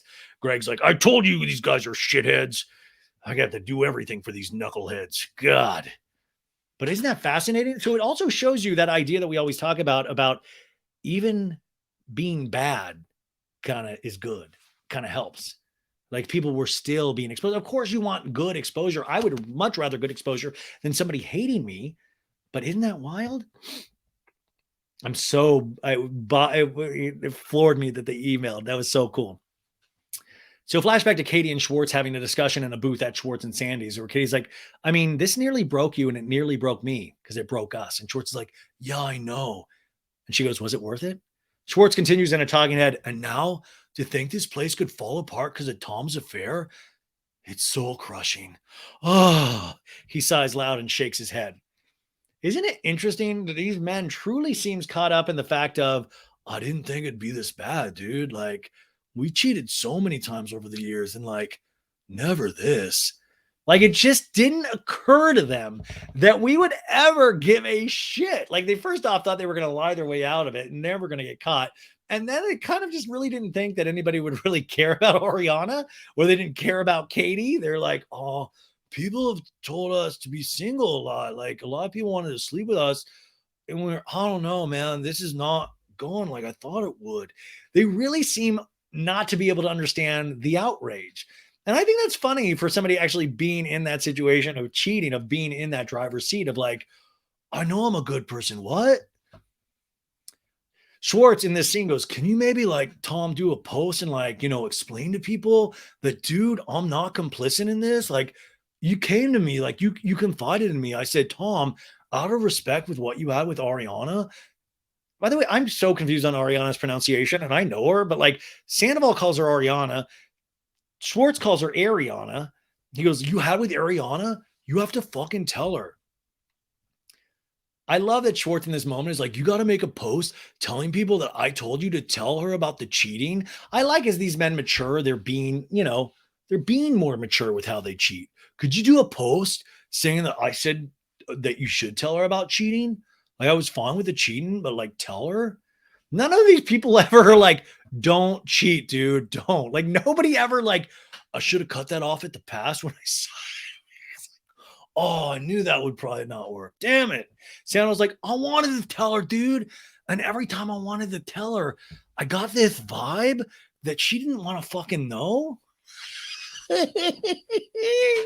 I swear to, I said this last week. The moment this word vibe was reintroduced to American vernacular, I really blame Kanye West. It's ruined us. Like, it has truly ruined us as a society. Like, I gotta, dude, I'm picking up on this strong vibe. You don't want to know about me cheating. Literally, listen. Who wants to know? Like, who would ever want to hear that? Like, I've never been like, dude, you know what the vibe is right now? I kind of want somebody to like come up to me and tell me they're cheating on me. Like, that's the vibe. So bomb ass vibe, dude. And Schwartz is like, I gotta sit down. And he does, but he sits down on the floor. Like, he's like, I gotta sit down, man. My world just got turned upside down, man. And Santa was like, Raquel and I, we have a fucking very deep connection, dude. After guys' night at the Mondrian, nothing happened that night. But the next day, it was like, see you next Tuesday or something. And Raquel and I, we went to the Abbey and we were taking some shots and like, we just kissed. And then like, I felt something. Like, in that moment, I hadn't felt in a very long time. It's like, dude, that's an erection. That is like, I'm like, yeah, man. It's like, it's wild. Like, you'll sometimes just feel fucking like it's, like, I know a lot of women listen, so they don't know, but what happens is sometimes you'll get excited and then like the penis thing, that'll like, it gets like it, I don't know, let me draw you a picture here, but like, it'll be like not hard and like kind of a soft area. And then, you'll have that exciting moment and then it kind of just, it goes up and it's there for a while until you do something with that. So that's what he's feeling right there. Is this also the time at the Abbey where Allie, DJ James Kennedy's girlfriend, saw them? Also, I have that it happened after guys' night, not at the Abbey. I think the Abbey is the second night. So there still is lies. And also this really reeks of Tom trying to like control some story of the narrative here in a way. It's very, very dark. Schwartz is just looking at the floor. Like, he's like, make me a bird so I can fly far, far, far away. Make me a bird so I can fly far, far away. He's holding his lip in a pinch and nodding his head like, we've got to do something. We got to break Schwartz of this habit of just touching every bit of his face because he's not washing those hands. Like, this is, and like, COVID, like, I don't want to, just pandemic wise, it's just not healthy. I'm looking out for Gordo and Butters here too. He has his hoodie still around his head. Sandoval and I talking about Ariana and I, we just started to grow apart. Like, we've had issues like this for like 5 years. It does get a little boring to hear him keep repeating the narrative. like, the campaign issues of like, these are the talking points, 5 years. And also Sandoval on the Howie Mandel was like, dude, why don't we ever have to tell the truth on these shows? I went up to production and was like, you gotta like force us to tell the truth. It's like, where was this? If this was happening 5 years ago, man, like, why don't you? And I do want to point out too, this is just another why I believe he's so full of shit with this narrative is that, remember, it's like, she's my girl, dude. I love her. Remember the beginning of the season and those talking heads? Like, she's my dumpling. She's my girl. I love her. And then once Raquel like actually did hook up with him, then it was like, we got problems, dude. If I really think about it, they've been for a long time, dude. Yeah. Like, I truly believe this Raquel situation made him solidified all of a sudden in these feelings. I'm not saying they weren't there. I'm not saying this isn't true, but it is funny. I was like, I love her, dude, about Ariana in the beginning. And now once that happened, then all those feelings completely changed. And then he was looking to get out. I really, really think that was the big moment, even though I do believe he does admit to cheating before, but I also think he's cheated multiple times past that. They flash back to 2019 with Jax behind the bar at Sir talking to Scheana. And Jax is like, I'm like, listen, is there something going on between you and Ariana? Because anytime anybody asks you about your relationship, you don't talk about it. Jax in a talking head, I honestly think the relationship is a facade. It's supposed to look pretty from the outside. Big word for Jax, facade. Sandoval continues in a talking head, and we didn't want that out there in the world, dude. Sandoval says to Schwartz, I started affecting my entire life. I'm in a relationship with nearly zero intimacy. Like, the only time I can like get off is like when I watch porn in the bathroom. There was a time there was no intimacy, Schwartz. I'd have to take my iPad and fire up Pornhub and whack off to middle-aged women doing weird things to guys on the video screen. It's a ballad of Tom Sandoval. When am I gonna get my due? When am I gonna have somebody touch my pee-pee and make me feel like a hero? The ballad of Tom Sandoval. I wanna be real good, but Ariana doesn't make me have any wood. Do you understand, Tom? iPad in the bathroom, Tom. Porn on the video screen. Can I use your bathroom, Schwartz? No, dude. It's just so like what? It's always like lost, but it truly, every time he brings this up, it revolves around sex. It's like, dude, I was watching porn, man. First off, okay, that's okay. That's nothing to be ashamed about, honestly. I mean, it depends on what kind of porn you're watching, but like, it's like, I mean, revenge porn, like that's bad, but other than like, it's okay. That's normal. But that's the thing that keeps him using the example. He's like, did I tell you about the porn thing? Did I tell you about the lack of intimacy? Because he had a girl that actually loved him and supported him in all of his weird endeavors. Schwartz is still sitting on the floor. Now Schwartz's fist is fully in his mouth at this point. It's like, oh!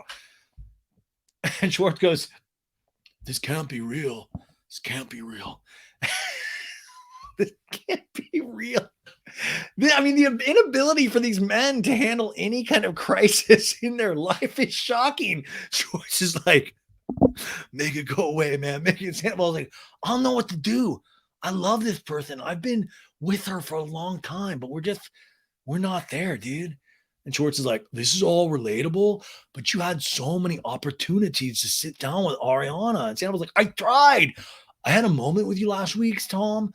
I sat down with you and said, dude, it's time to tell her, because if this comes out without you telling her, you'll humiliate her, dude. And Sandoval's like, me and Raquel had to be on the same page. That's a big clue right there. What does that mean? Was Raquel like, no, don't die, please? What was like on the same page? Like, was it like a tete-a-tete? Was there lawyers involved? Like, what were like what were the deal points here of this agreement? And I've told you this so many times, but I do have information that she wasn't really thrilled with Tom either. She wanted more attention from him. Schwartz just sits there looking at the floor, holding his head, saying nothing. Sandoval goes, after that night, Nothing happened until Life is Beautiful, the music festival in Vegas. They flash a phone video of Raquel sitting on Sandoval's shoulders and he's wearing a shit-eating grin. But you know, you guys, I saw that when they were at Life is Beautiful and I was like, oh my God, they're having the best time. I didn't even think anything about it because I've seen, like, just like Sandoval's like offered to put me on his shoulders at a music festival before. And I'm like, I feel like I'm 8 times his size. And I was like, oh no, dude. But like, to me, it didn't seem weird because I was like, that's just Tom wanting everybody to have fun. Like I made that excuse immediately. He's like, Ariana would never ask. I'd be like, I'm going to Schwartz. All she had to do was follow me to see that I'm not. And this made me angry, you guys, because listen, let's call it on its face. This fucking Ariana Madix, dude. She doesn't stock the pins. She doesn't stock the batteries. And get this shit. This gets dropped. This dude's out there cheating, and she doesn't have the common decency to fucking follow this dude around. Like, you say you love him, but then it's like the basic needs aren't getting met. I know I'm in a good relationship when I have somebody following me. That's when I know somebody cares. That and when I'm shoving just fistful of batteries up my ass. Like that's a relationship. And this Ariana disgusts me. The fact that she's out there, everybody's like, oh yeah, Ariana. I'm like, did you hear this line? Did you hear about the not following Tom? That's disgusting. Disgusting. All you women out there, if you're not following your man out there, do you even care? Do you even care? Disgusting. By the way, go up to your husband or your boyfriend or anyone like, hey, turn your location on. I'm going to be following you from here on out. And they'll be like, fucking Sandoval. I knew this would fucking happen. Schwartz even is like, oh, dude, you don't want to put that responsibility on her. This is just the worst absolute case scenario. People are upset with me. He keeps bringing it back. This is just how goofy all of these people are. Like, even in this scenario, it's like, people are upset with me, dude, just for being your business partner and friend. I'm fucking canceled. And Sandoval's like, okay, well, like, stay off social media and leave. Just think about we always in acting class, you would always talk about the entrances and the exits, like how you come into a scene as opposed you leave. The Sandoval comes into like, dude, I'm so sorry, dude, I'm so sorry, and leaves like, well, fucker, get off social media, pussy, bye. Schwartz is just like on the carpet. Guys, but really, we should all pay for the price of Sandoval's mistakes. We're now back to Ariana and Tom's house. She has Meredith, her friend, Brad, her other best friend, Logan, her other best friend, all there with her. Logan is a TomTom server and manager now as well. And Logan's like, hey, there's apartments available in my apartment complex. And Ariana's like, well, you know who offered me a place to stay? And Logan's like, who? And Ariana's like, Lisa. And Logan's like, really? Even that live in my that would assure you to do the scenes that we need you to, darling. You know, can you imagine Ariana living at Lisa's? I would love that scene because there would every day Ken would shuffle in. Did you know some Sandoval had Raquel over in the jacuzzi when Ariana was gone? Ariana's like, I live here now. Oh, Ariana, where's the jacuzzi? Scheana enters the house in a bucket hat. You know it's fucking bad when a bucket hat enters. I see the bucket hat, man. I just have Lisa Rinna flashbacks. I was in a very dark place when I saw this. And she's carrying like a bottle of wine and like 2 packs of smokes. And Ariana's like, hi. And she was like, I brought supplies. She handles the bottle of rosé wine. Ariana's already drinking. Ariana stands to hug Scheana and Scheana cries in her arms. She's like, you don't deserve any of this. Like, who are they? And Ariana's like, evil people, evil, insidious people. And Scheana's like, it's not like it's even like oops, we kissed one time when we were on acid at Coachella. I do want to say, you guys, I got asked this last night because I was at that Coachella we were not on acid. There were other things there were other things that I personally did, and I don't think that's the time to talk about it, but I can tell you that unless they weren't sharing that with me, and just sharing in general, which is really horrific in its own. I'm mad now. Like, you guys were doing no, I really don't think, listen, there's other things like mushroom. You know what I'm saying? Like, the acid thing was like, no, we were not doing acid. No, not at Coachella. But anyway, Scheana's like, this is a full blown love affair. And Ariana's like, full on. Yeah. Katie arrives and walks in. Katie's like, hi. Ariana goes, hi, I want to hug you. And Katie's like, I want to hug you too. I love you. Ariana's like, I love you. Team sandwiches right here. And Ariana's like, sorry, we're just all huddled over here. Scheana hands Katie a glass of wine and goes, I think we can agree to put our shit aside for today. And Katie's like, yeah, that shit doesn't matter right now. This is true womanhood. This is Sisterhood of the Traveling Pants right here. Right here. God, wouldn't you love to see a Sisterhood of the Traveling Pants reboot with the cast of the Uber Eats Good as Gold commercial plus Katie? Like, I would love that. They just pass around one old Sir uniform dress, the really form-fitting Sisterhood of the Traveling. The Sisterhood of the Traveling Sir dress. Here, Katie, it's your turn. I love that they put aside their differences for the greater good. And I thought this was a beautiful moment that we should notice. Katie and the talking head's like, that bitch Scheana. No, Katie and the talking head goes, this is the first time I've seen Scheana since the lobby of the hotel of her wedding in Mexico. And she goes, oh, excuse me, my vacation in Mexico. But what Ariana is going through is much bigger than Scheana's and my beef. And Katie's like, okay, so tell me everything. And Ariana goes, so I went with Tom to Tom Tom because he had that party thing, which was the release of his single, Superstar. Amazing. What if the song title was like, I'm fucking Raquel? And it's like, why didn't we know? It was right there the whole time. And she goes, I found a screen recording that he had on FaceTime. It was literally from the night before.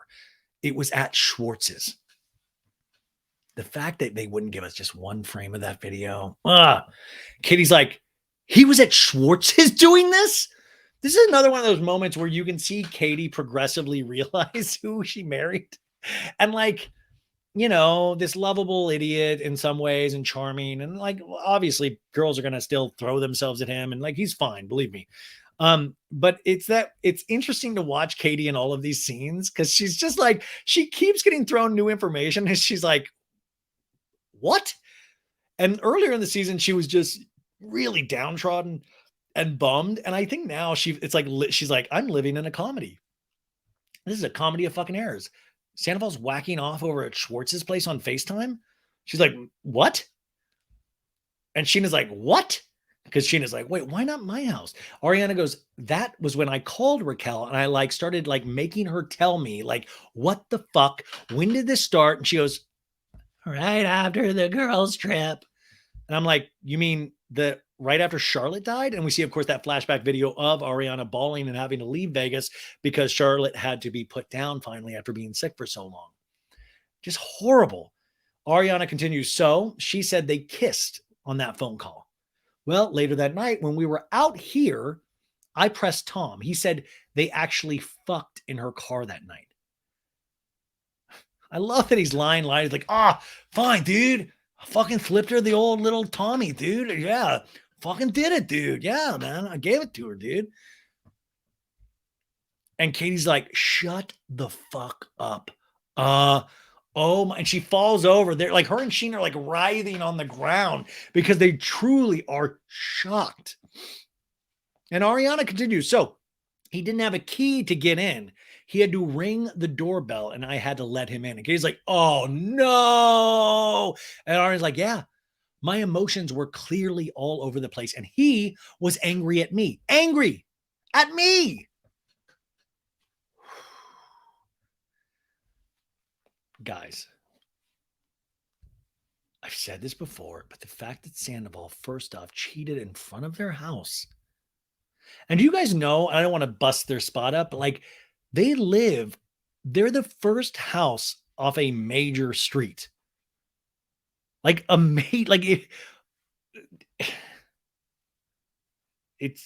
damn, dude. but then also to be the kind of person that cheats in the car in front of your house, but then also loses your key somewhere along the way. So you have to wait. And a lot of people are like, well, don't they have a garage keypad and stuff? I don't know, but I will say I've been in their garage. It's not that big of a garage. And I will say the Tom Tom Mobile is in there. Plus it is very disorganized in their garage. The rest of their house is really nice, but the garage is like, seems like a catch-all for a lot of shit. And I have, by the way, go back to my Instagram from January of last year. And I have all of the pictures that night at Tom's place. And I'm like on the Tom Tom Mobile. I'm like, oh,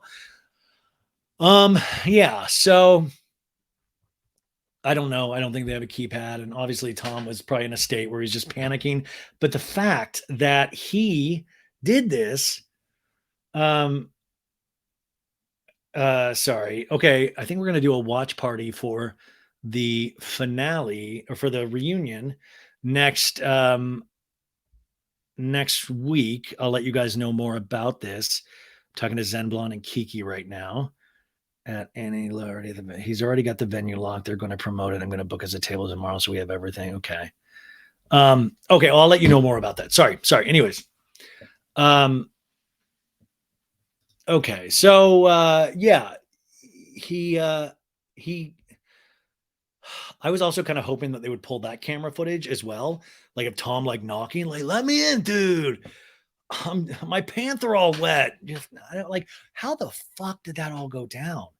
And because Ariana was like, Tom, what are you doing, dude? And he's like, you're not respecting me, dude. I just cheated on you and you're yelling at me for losing my keys. Oh, I knew I should have cheated earlier, dude. So Scheana goes, the other night I had so much rage in me because I forgot Scheana pushed Rachel. Remember the whole court? I mean, like there are so many things that have happened over this course of these past couple of months. But I do also like the thought of Scheana hulking out of like, you don't want to make me angry. I'm Hulk Scheana. I'm going to push you against the wall with my talons. Scheana, smash. And Scheana begins to cry. She's like, I was so angry. And dude, I shoved her so fucking hard away from me. And I was like, get the fuck away. Get the fuck away. And I'm not even really making fun of Scheana because like she feels this shit deeply. Like you can say a lot of things about Scheana, but I know how much she prides herself on friendship. And at this moment, when she realized that she had backed the wrong horse, and I mean, I can only imagine the rage, but then to find out that Raquel's going to also file a TRO. Sheena's shoving her hands to demonstrate. And she's like, and I ran back to my hotel. I don't know if my fucking nail scratched her when I pushed her away from me. She turned her head into the fence or the wall or whatever the fuck. But now she called Schwartz and she's like, Scheana punched me. She punched me. Could you imagine like seeing a running Scheana Shay in the streets of New York crying? Like that's what I just kept picturing of like Scheana like with her talons running down like ah. And I will like okay, so you know how I told you about the interview we did right when she was leaving for Watch What Happens Live. I said this on the Patreon is that I DM'd Scheana that night around like I think 11 o'clock after I watched Watch What Happens Live, which would have been like what like 2 or 3 in New York, and I said great job on Watch What Happens Live tonight because we had just done the podcast. And at that point, me and Scheana DM'd a bunch and she'd always be like, LOL, or like kind of, and she was just like, it was like really curt. She was like, thanks. And now like, I realized like, oh fuck, this had happened already. And she must have just been like, holy shit. Scheana and I talking now goes, it's scientifically impossible for me to form like an actual fist. All of my nails would break. Like if I make a fist this way, my thumb would break. I love that she's like, it's scientifically impossible, which probably is going to be on the Secrets Revealed episode. They're going to have some kind of doctor come in of like, we're going to do a test. I'm a scientist. I work in Los Angeles Health. And we're going to do now this is a clay fist that we're adding talons to. And you'll see that the finger will completely break off if it makes a fist. It's there's no human possible way that the velocity of that fist could have gone into Rachel's face if with those nails. It just never would have happened. I do want to like I mean, I'm so glad the TRO didn't happen, but in my head, in all of our heads, it was like when Jen Shaw didn't get to go to trial because you would have loved to have seen her court outfits. There was also some part of me of like, Your Honor, we're calling Scheana Marie Shay to the stand right now, and like Brock, like, yeah, she didn't do anything. She was upset. She couldn't do anything with those nails. Hey, like, wouldn't you have loved to see? And I know that's not how restraining orders work, but I was just in my head, I was like picturing the OJ trial. Like, I was like, oh my God, this is going to be going on for years. But also Scheana very desperately to let the audience know, see, there's no way. There's just no fucking way. The glove wouldn't fit my hand. Ron and Nicole didn't do it. I don't even know these people. Katie goes, well, I feel like Tom Schwartz actually knew about this too. And Brad, Ariana's friend's like, that's what I said, but you said he didn't know. And Ariana's like, I don't know. And Katie goes, he made a comment to me at BravoCon that stuck with me, like that sweatshirt situation. Katie in the talking head, which by the way, isn't Katie looking better and better in each one of these talking heads? It's almost like getting away from that force field that is Schwartz is like, it's making him look paler, and it's like giving more color to Katie. Do you notice that in any way? It's like some weird kind of reverse life force happening. Katie says at BravoCon, Raquel wore a Tom hoodie with like basically nothing on underneath. At the time, I thought it was about her and Schwartz. Like it really was the perfect diversion. Is that we were all, and Katie and the cast were so hopped up on this Schwartz Raquel thing that we just never would have thought. It was so weirdly brilliant that it was like looking over here. It was like a sleight of hand trick. Katie goes, I was kind of like poking him about it because that's what Katie likes to do with Schwartz. She goes, and I was like, kind of like, dude, she's a fangirl. She's following both of you around like a puppy dog, like a groupie. What the fuck is that about? And he's like, she's not there for me. Trust me. And Ariana's like, huh. Katie continues, it turns out she is a fangirl, just of the other Tom, and Schwartz knew about it the whole time. I do totally believe it. And I think people are saying like, oh, why is cast like, because they're pausing, not pausing, but it's going to take a second to get cameras up again. They're not going to start shooting as quickly as they wanted to. And they say some more information is going to come out at the reunion, which I was going to talk about in part 2, but there's a lot of different scenarios. But I think we're going to find out, obviously, about the timeline. The timeline is way different, and Schwartz did know way earlier. That's going to be found out, but I'll let you know what I think a couple of the things are in part 2. Oh my God. Wow. Okay. Anyways, Katie goes, I feel ill. And also I feel like I want to draw blood. Classic Katie. She's like, I want to set them on fire one more time with feeling. Scheana's like, I want to break that penis flute right there. Sandoval's prized penis flute, which we've seen on the show. In fact, I've held that penis flute in my hands. I remember at the end of that interview night, I had been there for 3+ hours. It had gotten to the point where I was like, Sandoval, I got to go home, man. He's like, no, let me show you something else, dude. And I was really living my dream fanboy life. And he started showing me like dinosaur bones and like props from Game of Thrones. And he did send me it was really wild. Like he just kept showing me shit. And I was like, yeah, dude. Yeah. Scheana, so Sandoval's prize penis flute is there, and Logan's like, Scheana, I'll give you $100 right now if you grab that penis flute and break it over your knee. And Scheana's like, fuck, I love money, dude. Yeah, no, but Logan is talking, and they show us where Sandoval was shoving the stupid thing in people's faces in previous scenes from years past. And Ariana's like, oh my God, break it. And Scheana's like, you do it, Logan. Scheana's like, I'm already going to go to court. Logan picks it up and slams it on his knee, and it easily breaks in two, which, by the way, Logan, I've followed Logan for like 6 years. I've known Logan for a long time. I remember seeing that night of the penis flute being broken. And I was like, oh, and I screenshotted it immediately. Ariana goes, I can't believe you did that. I really didn't want you to do that. And they all laugh. And by the way, I know Sandoval was pissed about that. The song plays, I'm making my own. It's all right. I'm doing it big. It's all right. I get it. And it's kind of like a hip hop song. So we know we're going over to DJ James Kennedy's apartment with Ali. We hear a crash and a gasp. And James is like, babe, I'm nervous. Babe. I've been on the edge for the last few days. All of this, I want more information, man. I want exactly immediately when they found out. I want more talking heads. Like I said, I just need more. I wanted to see the stages of grief. And by the way, when we saw the preview for the finale, In one of the previews, remember that scene? Allie and DJ James Kennedy were walking on the sidewalk, and he's like, "Oh, so they're like, he can have it. I don't care." Remember that scene? So they already cut out little pieces that we were supposed to see. Okay, you guys, what about this? Remember, like Mission Impossible? They break into those like computer rooms. What if we find out where they're storing all of the Bravo footage, and we do like some kind of weird, but classy, not it's criminal, but like classy, where we go steal all this shit and make our own edits.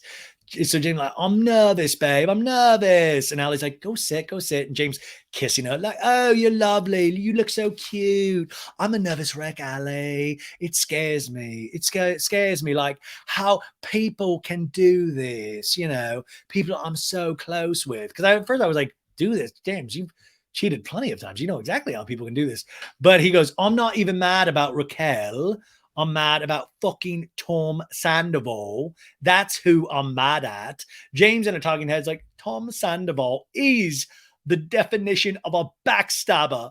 I always looked up to him in a sense, especially with my trust issues and with Raquel. They show us unseen footage from 2019 where Sandoval's like, you gotta know, dude, and have enough respect for your girl and know that she's not doing anything fucking shitty, dude. She would not betray you, man. I'm not going to betray you either. And James continues in a talking head, like, what the fuck, dude? It really is a waste of a friendship, right? He threw that away. You're such a fucking piece of shit, bro. Guys' night. I knew guys' night. I knew something was off at guys' night. And then at the beach when they were making fun of Imagine Festival. Guys' night. Isn't it funny how we just, we always say that women are so emotional, but that's not the case with Vanderpump Rules. Like the only thing we're missing is Brock. Like, I'm crying, mate. You're gonna go to jail, Scheana. I'm gonna have to race Summer by herself. But it's so like they're all just crying this entire episode. Even Ariana has been completely betrayed. She barely cracks a tear. There's a knock at the door, and Jim's like, hello, who is it? Lala and Katie enter. Who would have thought that you would see the day of Katie Maloney entering DJ James Kennedy's apartment? Katie's like, your neighbor's in the hallway just screaming about something? That's a weird line that just nobody picked up on. I'm like, what is going on? Like Sandoval in the hall. Dude, let me in, dude. Come on. Lala goes, oh, look at your place. It smells good in here. And Allie introduces her cat. She's like, that's Mr. Banks, which, by the way, I do have it on good authority. Mr. Banks is a series regular on season 11. And I hear Mr. Banks has a drug problem. You didn't hear it from me. I just don't want to spread things, but it's dark. It's going to be real dark. James like, you want a Pellegrino? And I was like, I love it. Anyways, James like, oh, I have a rosé too. And I was like, how are you, Jameson? And little Lala was like, what up, bitch? What up? James like, well, I've been drinking at 5:30 in the afternoon. And Lala's like, yeah, I feel like a lot of times, even with the Raquel and Schwartz thing, they immediately get right into it. And James is like, right. Well, all my anger for Schwartz is out the window because now I don't care about their fucking makeout when they've been fucking for 7 months. And Lala, there was a point in time where I was like, I think we're looking at the wrong Tom here. We get a flashback to September 10th, 2022 in Lala's office of the scene we saw a couple weeks ago where she's like, I think Sandoval has a thing for Raquel. And James is like, damn. Lala's like, he did this to Kristen. He did. He did it to Ariana. And guess what? He got bored with Ariana. He wants to go be with a sloppy drunk and she's fun. And he got off on the fact that he could sneak around. I think they both got off on that fact, right? They both got off on the fact that they can sneak around. She's like, you think this is the first time he's been creeping around? I love Lala. Like, because I creep. Yeah, just doing on the down low. We need a Sandoval. By the way, Sandoval, if you're listening, Tom Sandoval in the Most Extras needs to do that. It wasn't me. It wasn't me.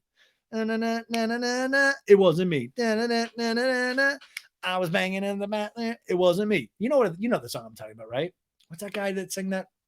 Anyways, and Lala goes, oh yeah, I think I'm going to cheat on my girl with a best friend of hers. No, this is comfortability.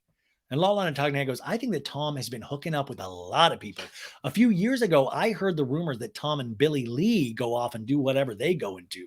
We get a flashback to an unseen footage from season 7 reunion. And Kristen's like, Jesse Montana said that you guys fucked. And Sandoval sitting next to Billie Lee is like, oh my God, dude, no way he did that, dude. By the way, Billie Lee back in the picture in terms of standing up for Sandoval. Billie Lee, one of those people, said she would never come back to Vanderpump Rules. We'll see, though. Isn't it funny how people's minds change? But we'll see. That could be one thing that gets revealed, right? That could come out. Who knows? That would be a big reveal, right? Which is also another friend of Ariana's. And also, she was at Coachella with last year. She was around. I remember Billie Lee. Like, I just, Billie Lee, every time I've been around her, she's always just kind of like brushes me off. She's like one of the, it's like, and I hear other people say really good things about her. She's always just kind of like whatever, but like I'm a nobody. So she probably just shitty, So, Lala continues in a talking head.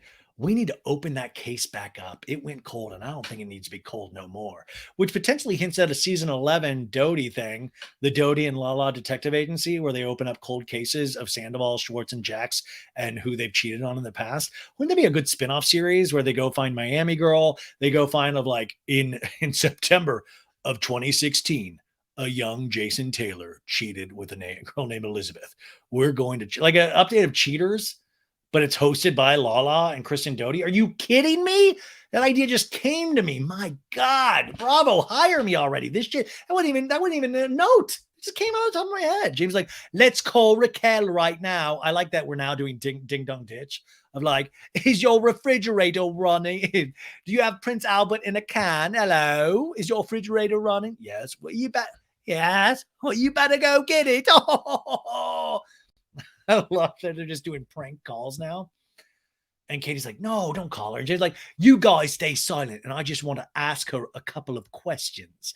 Well, of course they said James was going to call, right? Like this is not staged, like of what it was going to say, but it's just weird. And also I felt like James in this situation of like, was he nervous? Was he, wasn't nervous? He handled this very well. And this is the moment where I was like, I did think he handled this scene masterfully, and people were like, don't forget what he's done. Believe me, you don't have to tell. I know exactly what he's done. But like I said, you can appreciate people in certain scenes that are funny, and like, it is funny. And I don't want to hear the bully shit and all that stuff. Like, I'm sorry. Raquel is a 28-year-old woman. We'll find out more about what's going on with her. She's made aggressively bad decisions that affected other people's mental health. And I'm just sorry. Like, when you do things, there are consequences to your actions. Like, when she was fucking Tom Sandoval all those times, and anybody say, please, you're going to hurt Ariana's feelings. Tom Sandoval didn't care. Schwartz didn't care. Like, I'm sorry. Shit like, if you are going to do shit like that, shit like this is going to come right back to you. And he's like, stay silent. I'm just going to ask her a couple questions. And James like, yeah, why not? And I was like, I'm going to the kitchen, which is only like 2 feet away. James dials and rings. And Raquel's like, hello. She actually doesn't have a shaky voice. She's like, hey, what's going on? And James like, hey, it's me. Hey, what's up? How do you feel about what you've done and pretty much what's going on? Now I feel really shitty. You couldn't tell from her voice, though. She's just like so nonplussed. James like, now are you and Sandoval in item now? Raquel? She's like, no.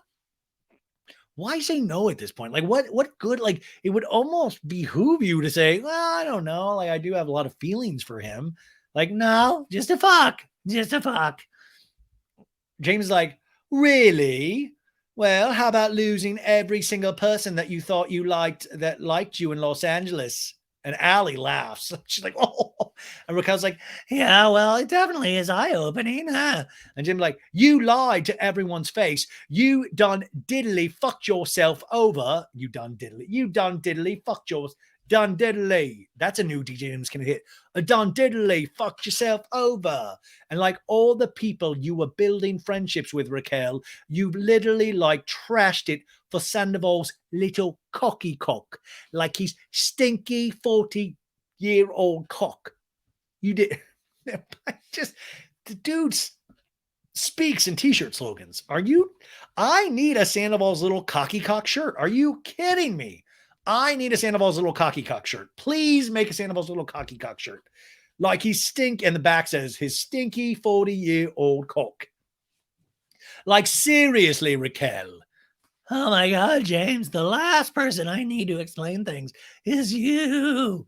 And James like, you're not the brightest chick now. Come on, let's not dilly-dally around the bush. Allie tries to silently scold him, like, don't make fun of her brain. And James continues, I mean, the smartest thing you've ever done is creep around with Tom Sandoval for 7 months.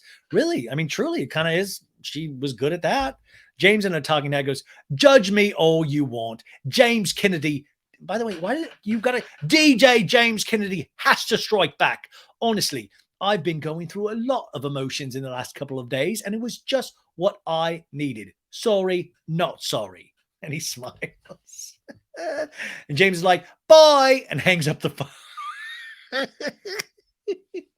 He's like, let's call Doute next. Doute, what's going on? Remember when I poked you on the BMW? Evening arrives. We're at Rocky Raquel's apartment in North Hollywood. The galaxy lights blazing. It's always just a fucking Big Bang Theory always in there, literally and figuratively. Raquel comes out of her room, and poor Graham is just that fucking dog. And although, by the way, how the fuck, like you talk about Gordo and Butter, Schwartz and Katie's dogs, like your fucking dog got a puncture wound in the fucking neck. Are you out of your mind? That Graham, like fucking free Graham. That's another shirt we can make. Free Graham, please. My God. Even Graham's like, you did what? There's a knock at the door and it creaks open and Sam's like, what's going on, sexy? No, he goes, hey, how's it going? He's all in I don't know, like, did he go shopping at like Hot Topic or something? It's like a lot of leather and like, he's like, I get to bust out my rainy leather fur jacket. Like he's like in Alaska, like he's gone hunting, like, but emo like. It's very just like, what's going on, dude? Yeah. How's it going? All right. Sandoval was greeted by Graham. Like Maya, their dog didn't greet, but Graham's like, what's going on? He's like, hey, Graham, what's up? Raquel's like, you doing okay?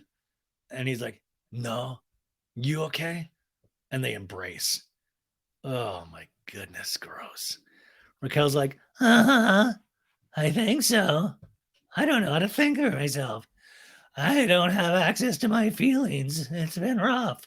No, she says, I think so. And Sandoval hands her a glass of dark liquid whiskey. Like, it's like, so like they immediately pour shots. And this is a moment I want you to pay attention to. She downs it. Like without, like, she's like, boom. Like immediately, like without even like, like me, I'm like, damn. Like she downs this thing and they immediately pop Coors Light.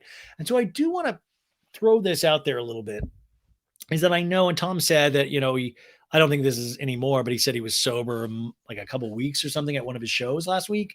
And that's amazing. I don't think he's still that way, but regardless, that's his journey. But I also want to put out that maybe Raquel has similar issues with alcohol and substances. And I'm not saying that she's blackout here, but there is something weird when you take a shot down that easily and quickly. And it was immediately their pattern. Like that's what they do all the time. Did you notice that? Like just the behavior behind that was very interesting. Sandoval goes, to being in hell where we belong.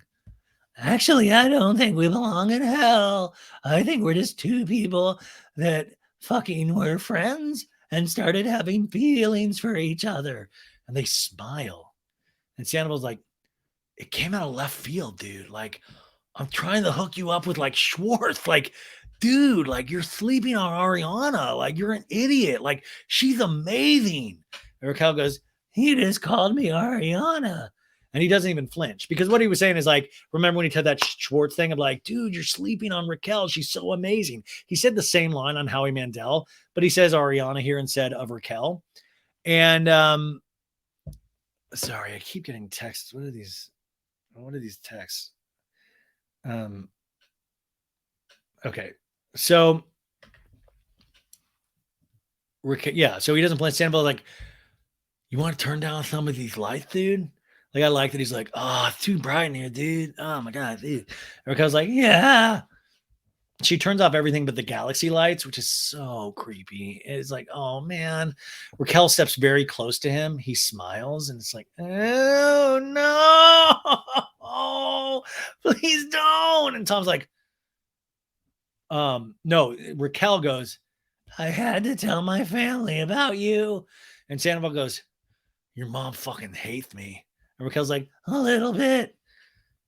Did your mom I mean, also, I want Raquel's mom. Wasn't Raquel like, what the fuck? Like, what are you talking about? Like, Sandoval? Like, Ariana Sandoval? Like, what? Like, they knew that DJ James Kennedy wasn't good for their daughter because he was like a piping asshole around them. But like, this would equally like, no, Raquel, you're packing up that studio apartment. You're coming on. We're coming to get you right now. And Raquel's like, what about your family? Or do you not want to talk? And Savannah's like, huh? We don't have to talk about it. She blows air and covers her face. Like, and Sandoval's like, they love you, dude. And Raquel goes, I love you too. And she laughs. And Sandoval goes, I said, they love you. And she's like, oh. And Sandoval's like, but I love you too, dude. And Raquel's like, I know we always said we wouldn't do this if we didn't think it was worth it. Just the way this imploded, this is not ideal at all. Sandoval pressing his head hers now. They're sitting down. He's like, I know. He whispers again. He's like, I know. He does look very tired. Sandoval's like, it's the fucking stupidest thing, you know? They go in for an embrace and Sandoval whispers in her ear, I got a toot. Can you pull my finger? No, he goes, I can't kiss you. There's cameras. I can't do that. Raquel pulls away. I know. I can't either. Jinx. I can't kiss you either. It's so weird. They were like getting close to it and they're like, I can't do it. Which is interesting because Doute said the production told her that they did kiss. Like Doute fooled them into letting her know. But I think production just kind of lied to Doute because they knew she would go and kind of potentially say it. So they just said it. But they almost kissed. Raquel now is in this talking head, this blue dress talking head. And she's like, has a giant shit-eating grin on her face. It is so bizarre. And producer asks, why do you think this happened? And she's like, the birds and the beat. No, she goes, I was just so curious to know what it would be like to wear Ariana's skin. No, she goes, to be physical with someone that you love. Because I already knew that I loved him as a friend. And I've never had sex like that before. Like in the backseat of a Jetta? What? Like, are we talking anal here? What do we do? I mean, what is the big, like, wait, at one point you were in love with DJ James Kennedy. You've talked about having sex. You talked about like the oral sex and all that stuff in earlier scenes this season. It's like, what? I mean, like, was like Tom making love in the, like, was Tom like, he got his mojo back. So he was like, let's get it on. Come on, Raquel, let's get it on, dude. Let's make love, baby. Like, just like then that led me to think of like, has Raquel ever had sex before Tom? And then I was like, no, she had to have had. But she's like, I wanted to feel close. I mean, I get it. I get potentially maybe what she's saying, but there's still a lot of gray area here of like, I knew I already loved him, but you supposedly already loved Ariana. You loved Schwartz. You love all of these people. And then like, so any of those people have like, I wonder what it'd be like to feel Schwartz's penis. Like curiosity only goes so far. Like I have like some decent friends, but I've never been like, what do they feel like on the inside? You know? She's like, I should have like completely removed myself from the situation, but I did not have the willpower to not see him. And it brings up imagery of like, dude, I can't be away from you, dude. I've tried, dude. You're just too powerful. Our love. They move over to sitting on the couch with a couple of Coors Light. Sandoval's like, wait, can I see that? Wow. Looking at her eye with the scratch. He puts his very dirty white fingernails with white polish on Raquel's face. You literally see that, the cut just get immediately worse. And she gets, like that scratch near their eyebrow, and Raquel laughing. She goes, it hurts for sure. You can tell she's like weirdly proud of it. She's like, ah. And Sandoval's like, I want to hear your perspective. You guys, this is the connection they're talking about. Like, let me hear your perspective, Raquel. Because Scheana was in the car with me and Ariana on the phone, and Raquel's like, on speakerphone. I know because I heard her because you put me on speakerphone. Like, what was this? So, like, on the way home from Tom Tom, Scheana was on the speakerphone with and Tom called her secretly at the same time and put her on speakerphone. I'm so fucking confused. Like, this is where I'd love producers or camera guy, like, hey, real quick before we go on, what do you mean by that? Sandra goes, and she was like, I punched that bitch. And which I'm sure she said I shoved that bitch. And Sandra was like, and Raquel's like, oh yeah, she definitely did. And I took it like a champ. I took it like I take the old Sandoval sausage, like a champ. She's like, and then I'm like, well, is this my karma? Yes, Raquel, this is your karma. Yes. And it scared me. And I feel so isolated. Sandoval grabs her face and stands up on the couch to lean forward to hug her. I thought, this could have been a great Tom Cruise, Oprah jumping on the couch moment, but it just passed. And Raquel is like, I honestly feel like I only have you, my parents, and my sister. And Graham's over here like, what the fuck am I? Like, I literally got punctured in the neck this season. You don't even put me in that list? To have my best interests at heart. And like, even with you, it's questionable. It's like, am I really going to put my life on the line for someone that would cheat on someone that they love so much? Because then that makes me think that you'd be capable of doing that to me. And I don't want to get caught up in this. Yo, wrong time. You're already in it. Really great thoughts though for this breaking. That would have been all amazing to really kind of work through potentially, but we're here now. And you're in this, so that is done. That's out the window. But also, I love that she's like, "You're a cheater. You're gross. What have I? You love? She's awesome. What did you even do? Ah." He's like, dude, I told you, Mojo, dude. I told you about the Mojo thing. And I just think, like, Tom's like, no, it's not the time, dude. I'm like in a very dark place. I just think this is so weird. There's like tiny violin. And I'm not even joking. There's really tiny violins playing in the background. Sandoval's looking at her with a lot of intensity. He's like, shh, shh, shh. No, no, no, no, no, no, no, no, no. No, like he's like, shut up, shut up. Of course. I'd never do this if there wasn't something here. Like you can almost read of like, what the fuck did I do? She's dumb as a rock, dude. Sandoval in a because I think that of like Sandoval, he was free to be artistic because Ariana was like a little more grounded and kind of like smart about things, like even when it was potentially annoying, and Raquel's not that way. So he has to maybe potentially do a little bit more of the brain power working, than he would like, than he's used to.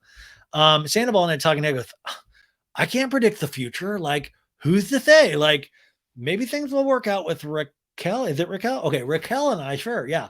But maybe they won't. But when I kissed Raquel, I felt hope. Yes, yes. I felt like, wait a minute, you're not washed up. Your best days aren't behind you. Like, isn't that really weird though? Like I kissed Raquel and I thought maybe I'm not washed up. Maybe my best days aren't behind me. But he also admits later to actually cheating on Ariana before. That kiss was just okay. Like I still felt pretty washed up when I cheated that time, but Raquel, I didn't feel washed up. It's like so weirdly self-serving still. And I don't know how he says Raquel's special because it was just like, oh, this kiss makes me feel like I'm not washed up. My best days aren't behind me. It's like, dude, your actions could have done that. Your actions could have been something that you were proud in. And even this, you just get the sense of like, who knows? And we do know that like they might be bro, who knows what, but like, regardless if they're broken or not, he's still hooking up with people on the road. Like, dude, do you think that girl that he's hooking up with in Austin watched the finale? And she's like, what do you think when you kiss me? Pretty washed up, but then when you do that weird thing with your tongue, I feel less washed up, and I feel like cool. Sandoval sitting on the couch, running his greasy fingers with the nails through his hair, and Raquel's like, I just feel like it turned out so horribly wrong. And Sandoval's like, dude, we done fucked up, man. Like, we fucked up, man. And Raquel's like, coulda, shoulda, woulda. And Sandoval goes, woulda, coulda, shoulda. Like, I love that it was like, See, this is where Ariana would never have let me teach her woulda, coulda, shoulda. But Raquel didn't know woulda, coulda, shoulda. She says coulda, shoulda, woulda. And I was like, dude, I want to teach you something you're going to know for the rest of your life. Because now Raquel's always going to be like, coulda, woulda, coulda, shoulda. So Raquel repeats it back, goes, woulda, coulda, shoulda. But like, these are the learning experiences, right? If we could do it over again. I love that though. Raquel is 28 and Sandoval's 41. So she's like, I've got plenty of time to do this. You, on the other hand, my God. Sandoval's holding his face and he's like, obviously, I would do a lot of things over again. And Rosa like, yeah, me too. I wouldn't have invested so much in Bitcoin. Then we see after we see this, then it goes dark, the screen goes dark, and all of a sudden it's like after filming this scene, Raquel turned off her phone and never knew how to turn it back on again because she's slow. No, she goes because Raquel turned off her phone. It was not seen or heard from for weeks. It would have been amazing if they did like a wanted poster or like a missing, like on the back, like a bottom of like a milk carton on the back.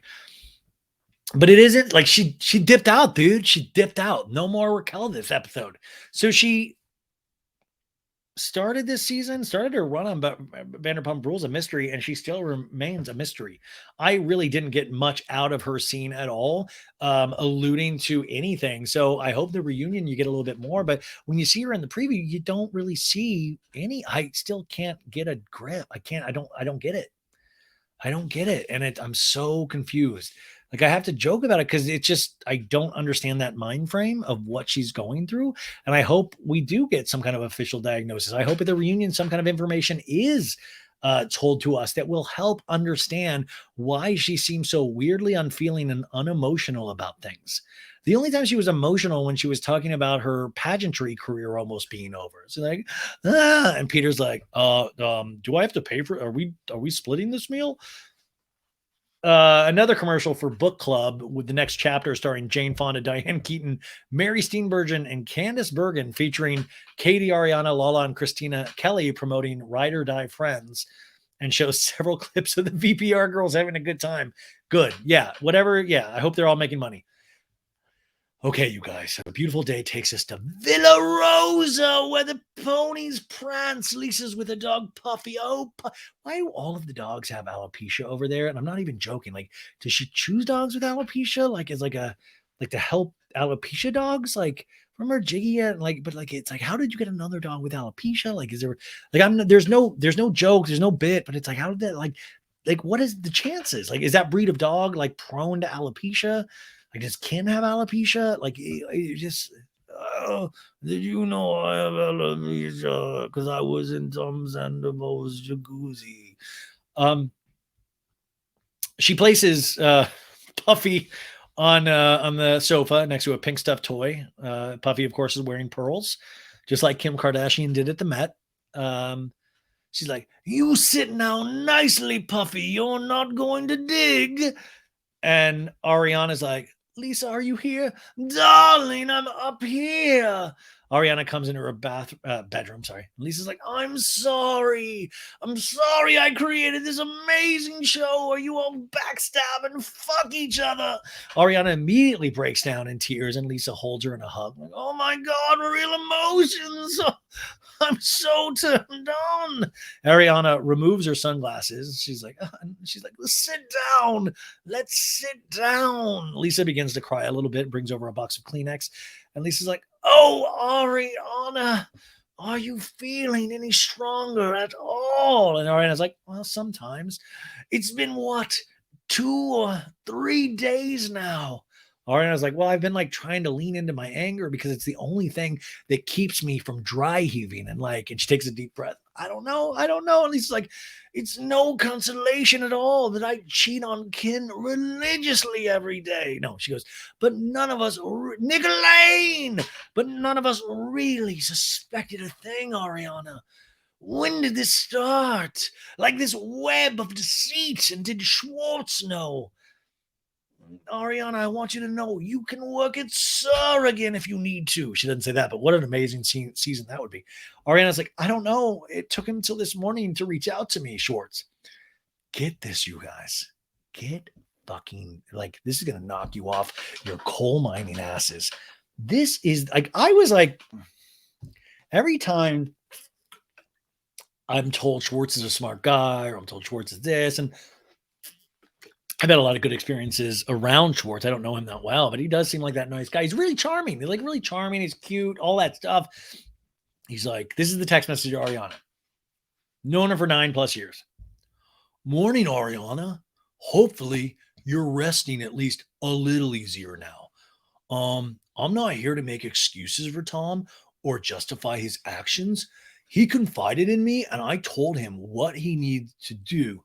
Sit you down and tell you everything out of respect for everything you guys have built together. I guess he was about to tell you, and this all like blew up, and you got humiliated in the worst way possible. I'm not going to try to tell his story. You should just jet set somewhere fabulous and just like absolutely spoil yourself. Sheer decadence. Turn your phone off. I hope you don't have too much ill will towards moi. This whole situation is just effed. I don't want to kick my guy when he's down, but my God, the amount of anxiety and backlash I'm getting because of this, because of his actions, are insane. Like, I'm like, you wouldn't believe it. Oh, I'm the real victim. Anywho, just know I care about you. I know you are going to be just fine. The only thing he didn't do was like a string of emojis, which is the only way they could have made it worse was just like, oh, accidentally threw a dick pic in there. My bad. That was for Joe. I'm sorry. That was god awful. Like his big thing is like, treat yourself, dude. Get a massage, man. Like go wild. Like just maybe get a tan. I love it. Like turn your phone off. Please don't look at anything on the internet and think about me at all. Please. That is the worst. Like I could write one right now. Like Ariana, my fucking friend Tom Sandoval is a fucking idiot. What he did to you was beyond reproach, and I am ashamed to be his friend sometimes. I am so sorry. I cannot imagine what you are feeling right now. I warned him that you would be humiliated, and that was the last thing I wanted. I don't know what I should have done, but I should have probably told you. I don't know, Ariana. I am so ashamed about my part in this. And not even mention of like, you don't know how bad I'm getting it. Like, who the fuck cares about you? Honestly, who cares in this moment about you? But like, you know what you got to do? Get a silk robe like PJs. It feels good on your skin. But it's just like you could have done this better in your sleep. And also, like, I don't want to kick our guy when he's down, dude. Like, dude. Like, what was like the hope of Ariana's like, oh my God, you get it, girl. Thank you. Anyways, have a great summer. Ariana's like, nothing worth anything. I'm just trying to say, like, he's trying to say, I don't want to kick my friend while he's down. He's not down. Go ahead and kick him because he's not down. Tom Sandoval's stronger. I'll never go down, dude. Lisa's like, he deserves a good kicking in the buttocks. And Ariana's like, yeah, he does. And Lisa's like, and she, from what I gather, has totally disappeared off the face of the earth. I'm going to hire a Beau to find. She's gone into hiding. Ariana's like, she should. She should literally move to another state and change her name back to Rachel or come up with some other name she can fake because she will not be welcome in this town. And Lisa releases a huge breath. We need her on the show, Ariana. Please don't be crazy. No, she's like, yeah. Lisa's like, yeah. Can't agree with you on everything. Lisa in a tongue head. From what I knew of Raquel, I didn't think she was capable of being that secretive. That's sneaky. We need her on season 11 very badly. That determines a raise. My God. Lisa, did you know Raquel was in the hot tub? Shut up, Ken. I'm doing a talking head. Also, did you notice the talking heads with Lisa? We're seeing, like, I thought we were about to see nipple last night. I'm like, how much cleavage are we seeing? Like, the camera is doing better to look me in the eyes, Mr. Cameraman. Like, it's so much skin. My God. Ariana goes, literally, this girl has been ingratiating herself into my life and being my friend. Lisa continues on a talking head. I do believe from what Tom and Ariana have said to me, the physical connection wasn't what it should have been. I like there's a little blame. Like, she should have pleased her man. He was whacking off with porn in the bathroom. And then along comes this beauty queen that's clearly up for it. Like, Lisa, what are you trying to say? Like, she wants it every which way from Sunday. Look at those legs. But only with makeup on. She looks very beat without. Did you see that nail salon video? Okay, Raquel. Okay, it's me. Anyways, guys, tonight. It's just too much to resist. Ariana's sobbing now. I just hate him so much. And Lisa says, I know you do. That's normal. It's normal, darling. Yes, I've hated many men in my day. Did you know? Lisa hugs Ariana close. I know. You're going to get through this. It's going to be really difficult. And it's going to take a long time. But you'll get through it. Trust me with that. One day you'll be on The View and meet Miss Whoopi Goldberg. And Ariana's like, yeah, the other side is going to be something beautiful for you. You know that. I mean, this was a beautiful scene, and it's true. There is something beautiful on the other side. You already see it.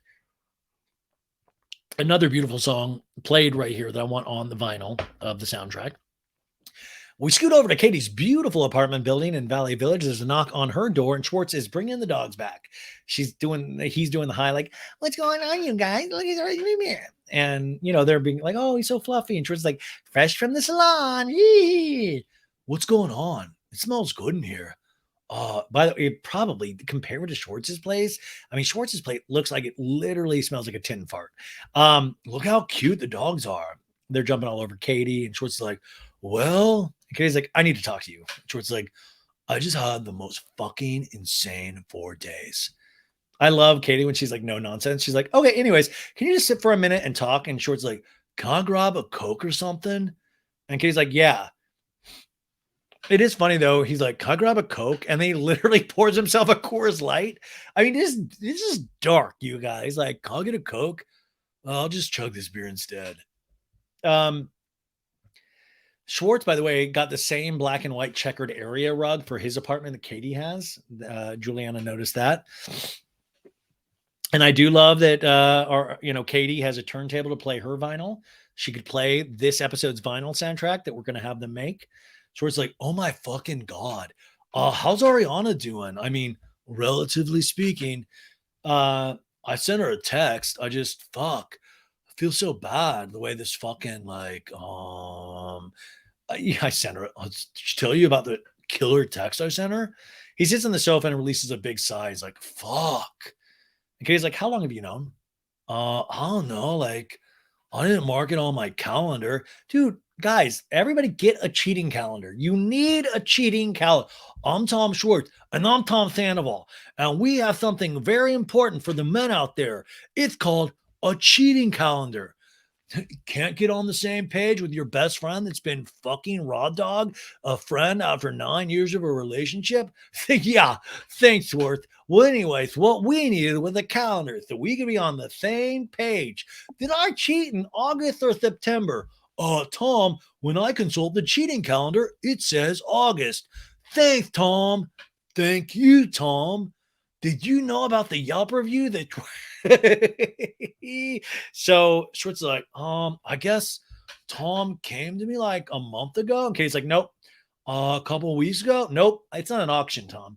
And Schwartz is like, yeah, he did. And Katie's like, Tom, I don't believe that. Katie and Natalia goes, Tom and Tom are just going to have each other's back and cover for each other and lie for each other. And they were doing the same thing with Jax, which, by the way, this is where this is potentially heading as a Schwartz and Sandoval single season. They're going to probably shack up together, just be like, just think about the dirtiness, like just those poor women going out, like just all the germs just running around, like, oh God. Anyways, women out there, this is what I used to say, stop sleeping with Tristan Thompson. Because listen, Tristan Thompson ain't going to stop cheating. It's up to the women and men, depending on how he's, all we've got to help these people. Like Sandoval and Schwartz are always going to be Sandoval and Schwartz. The women, we've got to be smarter. We've got to be smarter and just stop. Go like, you know what? It would be fun to like have sex with a reality star person, but I'm also going to want to have a family one day. And like just think things through, but like, they're not going to make the right decisions for themselves. So you need to make the right decision for yourselves. That is one to grow on, you guys, the more you know. So we had a flashback to Stassi and Jax in 2013. And Stassi's like, you already told me that Sandoval fucked Ariana. I can't throw my friend under the bus, Stassi. And Stassi's like, stop fucking covering for each other. Stop. April 2017, the faith party, the birthday party. Schwartz like, even if it were true about Jax, I would cover for him. And Brittany's like, so you're covering for him? And Schwartz like, I would, but I'm not covering for him now. You'll never know, dude. Katie continues on a talking head. They're just each other's true disgusting lovers, like Succession, the disgusting brothers. And Katie's like, Tom, you made a comment to me in October that was like really telling that has stuck with me. What did I say? Raquel was wearing the Tom Tom hoodie and she was following you around like a puppy dog. And you're like, she's not there for me. Trust me. I didn't say that, Katie. You did. I did not say that. Tom, you 100% did. No, Katie, I was crawling my fingers. It's crossing my fingers. Doesn't count, dude. No callbacks. No. He's like, I left Schwartz. Is like, Tom told me this like a month ago. I told him what he needed to do. Like hide her bot. No, I told her what he needed to do. Like, this is fucked up. Like, obviously. Katie's like, no, Tom. I know you well enough, and I certainly know Sandoval well enough to feel that his ego would not be able to take you pursuing the girl that he's having this affair with all fucking summer long without him knowing that it wasn't real because you were aware about it then. Oh, then it was unbeknownst. I think it's unbeknownst, but he's like, it was unbeknownst to me. And Katie goes, you knew. I knew limited information. Like he let me smell his fingers once. I don't know. Katie's like, well, exactly. So why don't you go get on the right side of things and shock everyone? Fuck yes, Katie Maloney. Fuck yes. For once, take a fucking stand. Come out from behind the plant, Schwartz, and fucking tell the truth. It will set you free, honestly. And maybe that's what happens at the reunion. But I don't think so. And Schwartz is like, I am on the right side of things. I am, babe. Katie's like, tell the truth for once. Okay. I knew about the one night stand. Okay. Like already, like she cracks him immediately. So I don't know if it was like after guys' night or like the Mondrian or something around that time. Like, I don't know. That was like September. I mean, it was really quick. And it made you think of all of those times that Schwartz has lied about cheating to Katie, his own cheating. Remember when he get drunk at like the resort and he's like, I think I cheated on you. Like she's able to pull it out so quickly from him. Like that, why you would think that it would teach him some kind of lesson of like, just stop lying. And Katie's face looks like, bingo, got ya. And Schwartz is like, it was fucked up. He said like, I can't believe we fucking did that. I'm disgusted. It's like, like, yeah. So one like Santa was like, dude, it was fucking so hot. And then the next is like, I'm disgusted, dude. But like, here's how I justified it. He's tried to communicate this to Ariana. Did I tell you about the text message I sent? No, because he's tried to communicate it to her multiple times. Like he tried to break up with her. He's gonna go on Howie Mandel soon. You'll see. By the way, it's like I like the whole working, like the thing they're working with is like, girls won't let us break up with you. Now, you guys, why won't you let us break up with you girls, man? We try, dude. Like, it's like, but then sometimes the vibe you guys get is like, it's off, and then we don't do it. But it's like, that's on you, man. That'll hold up in court. And he goes, it just didn't work out. And of course, like, sometimes he would like change his mind for a day or two. Like, he'd be like, I don't know. I think I still love her, but like, I'm not happy. So by the way, that doesn't seem like limited information because he'd be like, okay, he said this, but then sometimes he would switch to this, and sometimes he'd go back to this, and sometimes he would switch to this. So that doesn't sound limited to me. That sounds like a lot of information that you were actually riding this wave of Sandoval being like, dude, I woke up and I kind of loved Ariana again today. And then the next day be like, dude, fuck no, dude. She's a weirdo, man. Fucking Raquel, dude. Yeah. So dark. And Katie goes, then why didn't you encourage him to do something about it? Katie, do you know how hard this is for me to process? My whole reputation's already sullied. My reputation's sullied completely over this. I'm never going to be able to properly cheat again, dude. Do you know that? My name is mud in the cheating community out there, man. I'm not going to even be invited to mixers anymore, dude. Sullied, I tell you. Sullied. I didn't do anything fucking wrong. I'm worried about our bar. And Katie's like, that, fuck the bar right now. Fuck the bar. He's ruined his life. You've been this bitch boy for like how many years? Oh my God, Katie. I'm not his fucking bitch boy, dude. And don't ever say that around Sandoval. I don't want to hear that. Katie's like, I'm just saying, by you being so closely associated with this, you're gonna lose a lot of friends. And she was like, I don't think so. I'm just like a dude trying to get by in life. I got a lot on my mind, dude. My health, my wealth.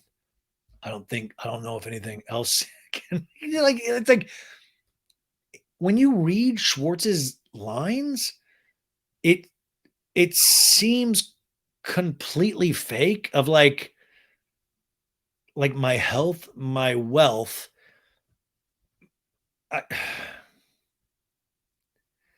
I'm sorry. I'm at a loss. I'm just at a loss for these men. And I'm a man, and I'm sometimes ashamed of my own actions, but then to see it played out, you're just like, who do we literally think we are? It makes I mean, it's really just jaw-dropping. Like this Schwartz scene, like that's why I was saying earlier, I was like, I'm almost mad more at Schwartz than I am at Katie. Than I am at Sandoval, because Sandoval we've had time to process, but like this darkness is just dark. He's like, my health, my wealth, my family, and there's like a fucking man eating Nile crocodiles in Florida now. What? I don't fucking know. And Katie's like, you sound like a country song. My name is Tom Schwartz, and this is a country song about eating crocodiles, not telling friends to man up. My name is Tom Schwartz, I got a bar. Yelp reviews are shit. I'm just trying to get by and hide my relationship with Joe. Katie calls her a crackhead energy, but she's what I need right now because I'm lying through my teeth. I'm seeing Sandoval. I'm lying right and left. I don't know which way, but I'm trying to get those Yelp reviews lifted. I'm Tom Schwartz. I'm a liar and I'm worried about crocodiles. It's like he's trying to be cute there, that little cute, like, huh, and I'm worried about crocodiles in Florida. And it's just not the time. Like it just shows you how unserious. Like, dude, there's crocodiles out there. Like, do you guys think that's cute? Huh? Here's some pictures of me holding Gordo and Butters. Just weird when like real people are actually hurting. This cute shit just doesn't fly. And it's one of those things where you can see Katie of like, it's like the Jim Halpert look to the camera of like, are you fucking kidding me? Jeez. The song My Vibe by West Rose plays. It's my world. It's my life. It's my body. It's my right. It's my vibe. It's my vibe. These are my words. These are my thoughts. This is my language. This is my walk. It's my vibe. We're back to Ariana and Tom's in Valley Village. Ariana's in her kitchen with her dog Maya. There's no less than 8 bouquets of flowers on her kitchen island. Maya, the dog, gets up because she senses a presence at the window, like dog, and there she is. We see Nike flip-flops, flip-flop, and once again, camera pulls up Kristen Doute, introduced back to us as Tom's ex-girlfriend. She enters Ariana's house. Hi, Maya. Then to Ariana, you look so hot and skinny, and Ariana gives her a hug. Oh my God, I haven't eaten. And Doute's like, well, make sure you drink enough water, lots of electrolytes. So, by the way, Doute knew about this. She was there that Wednesday night this happened.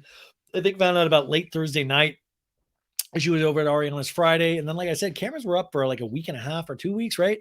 And this scene was not Friday. Okay, so the Doute thing, it was awesome to see her, and I thought this scene was really nice. The casting a spell or the intention thing was cute, but I in my head I had this dream that I thought that Doute was gonna see Sandoval. Like I thought like Sandoval was gonna walk in and Doute was there. So in my imagination, I was like, whoa.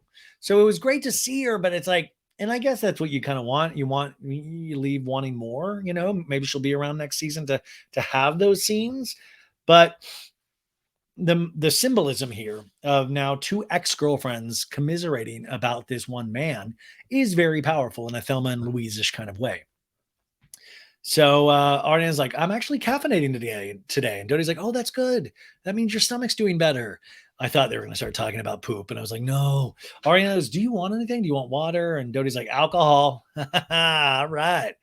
Ariana's like, alcohol. And Doute is like, when I think of your ex-boyfriend, I think of needing a drink. And they all laugh. And Ariana's like, meaning also your ex-boyfriend, our ex-boyfriend. And they laugh and they hug. It is a nice moment. We get a flashback to a 2013 Sir Alley, and Doute to Ariana's like, so it's okay to fuck around with other people's boyfriend? And Ariana's like, fuck around is like, Doute's like, hook up with other people's boyfriend. And Ariana's like, he told me that you guys were like breaking up. Doute to Sandoval's like, wait, Tom, did you say we were breaking up? And we see Tom like in the background, and Doute back then, and they're talking. There goes, I'm done. It's over. You win, Ariana. You win. Wondering where Tom is every night when you text him. You win. Never being sure if he's telling the truth. And you win. Sharing bed with the best liar that I've ever known. I always thought it was Jax, but it potentially is Tom. But I brought this up like a month ago, this line Doute said from back then, because that's really what happened. And by the way, Doute back then, wouldn't Doute have killed with Find My, like she would have loved iPhone's updates on the tracking features, because we didn't have that back then in 2013. But this really truly happened. Like, where he is at night, texting, like Sandoval has never changed, I guess. Ariana says, my manager texted me that Us Weekly reached out that Tom's camp is saying that our relationship was one of companionship and convenience and not love and romance. And Doute's like, we are literally saying that your 10-year life partnership, he's essentially comparing it to the joke of the relationship I had with him. That was convenience. And Ariana's like, it's like, yeah, me and Tom kissed and you think that it's an isolated thing, or you think it's like this is a situation-based thing, but now this is who this person is. And Doute's like, yeah. And it's really shitty that it took 9 years to figure out. And her voice breaks. This is a very real moment, you guys. I thought this was like a beautifully raw moment from Ariana. Because you did want to believe it was this isolated thing. And, oh no. Oh, sorry.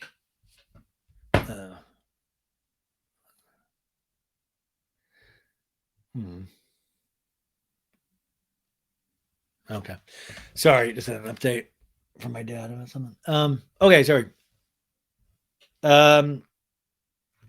So Ariana's like, yeah, it is. So it's it turns out it's not an isolated thing. This is who this dude is, and that's got to be a real bummer. And Doute, so Ariana's like, to have that 9 years I could have spent not defending him at your sake. And Doute goes, oh, pish posh on me. I love that. Oh, pish posh on me. Pip. She's in her Nike sandals. Pish posh on me in my flip flops. If anything, I'm sorry to you, Ariana, that you had to do me the favor of taking him away. And I'm like, I'm sorry to both of you. Like, I love that we're just apologizing back and forth.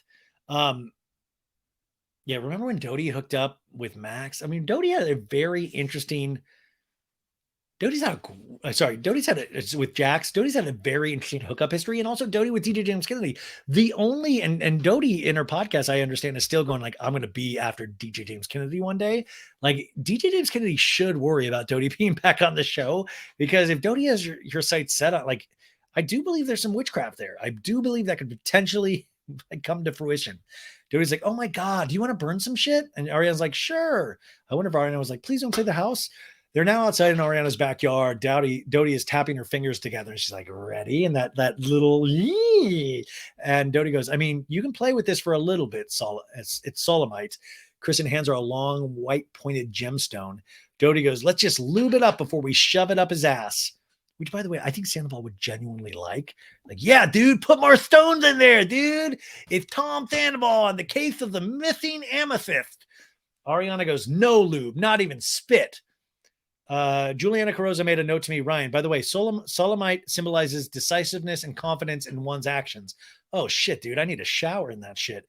Doute goes, I have some amethyst. Amethyst, I am told, is the violet gemstone for February and is said to promote serenity and calm, spirituality and contentment. Wouldn't it be great if Kristen Doute ran a store where she sold precious gemstones? And like, I would love, would you like, come to the back? I have special things for you. Kristen Doute's gemstone boutique. Kristen pings a couple of tuning forks together. She's like, feel the vibration. Feel it, feel it. Feel the vibration. And Ariana's like, wow. Tuning forks stimulate mental energy and heighten self-awareness. Good to know. Ariana's like, what do I want to write on these things? And Doute's like, something you want to manifest for yourself. And Ariana writes, The View. Whoopi go. No, she writes, true self-love. Oh, I love that. And Doute goes, I love that. Oh, Doute says, I love that too. Doute goes, I love that. Now, what no longer serves you? And Ariana writes, unrequited loyalty. Doute goes, fold this baby up, light it on fire, ashes to ashes. And Ariana goes, and dust to side chicks. Which she goes, it's Beyonce. It's Beyonce. Doute laughs. Ariana lights the folded papers. And somewhere, Raquel, you hear screaming like, I'm burning. Ah! Anyways, Doute goes, it'll start burning. Put it down, stomp it out. Release. Ashes to ashes, dust to dust. Life is beautiful, so slay we must. Ariana laughs and they hug once more. The song plays, that's the day it was, the battles. You don't have to do it alone.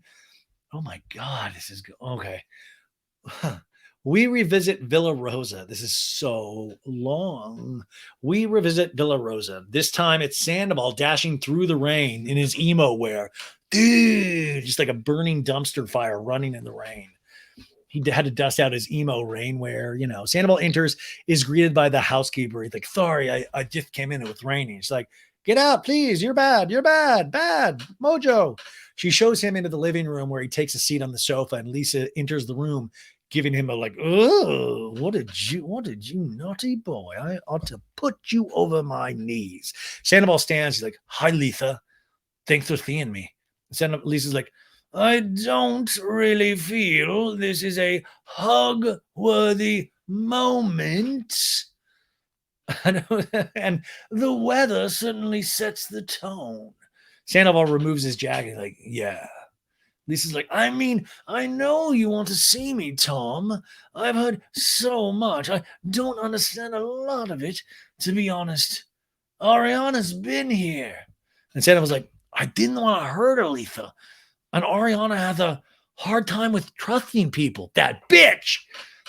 Lisa's like, well, what's she going to have now? I mean, this isn't a trusting place when you're sleeping with one of her best friends. And Sandoval heaves a sigh. He's like, I know, dude. I know.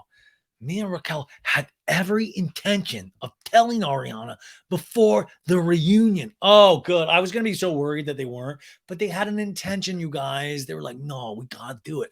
Before the reunion. Like, what a fucking dark. Like, no, you were going to wait till after. Don't lie. You're liars. You can't trust you can't trust them. There's no way we feel like human beings, Lisa.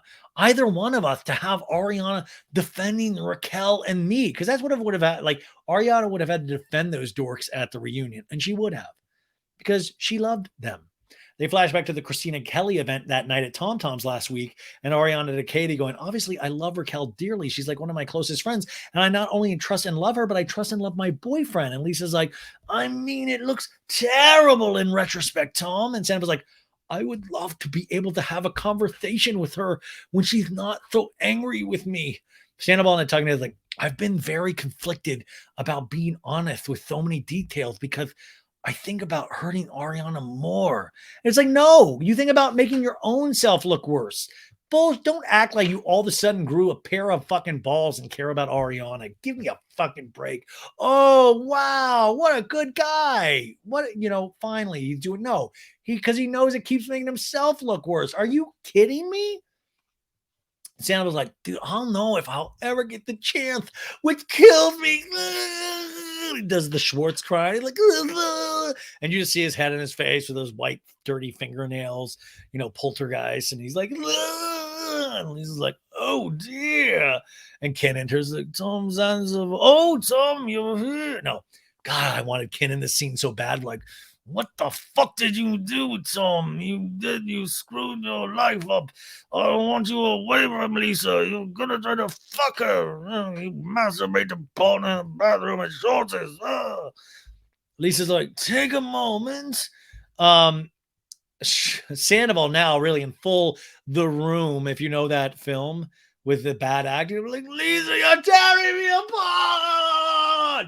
Tom pops out of the seats and deeply exhales while pacing. Like he probably went to a scene study class to do this scene. Sandoval continues in a talking head.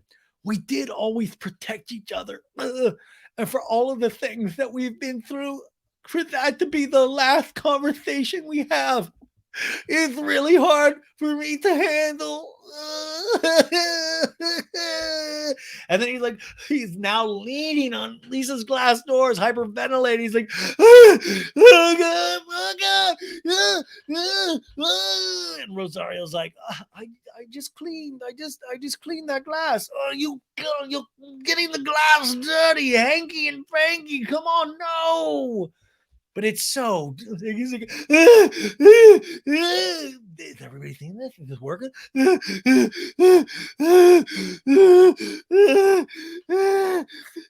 Gulp. And Lisa's like, okay, you have to stop. It's going to get better from here on in. It's been all too much. Jesus Christ. Oh my God. And Lisa continues in her talking head. Look, I'm not going to turn my back on Sandoval. I will never, ever do anything but condemn what he did, but we've got a show. But they've all been guilty of things. These naughty, naughty boys, but maybe not quite to this level. But at some point, maybe the pain will ease. And Lisa's like, where do you want to go from here? And Santa's like, dude, I want to rock. Yes. Lisa, have you ever seen Tom Sandoval and the Most Extras?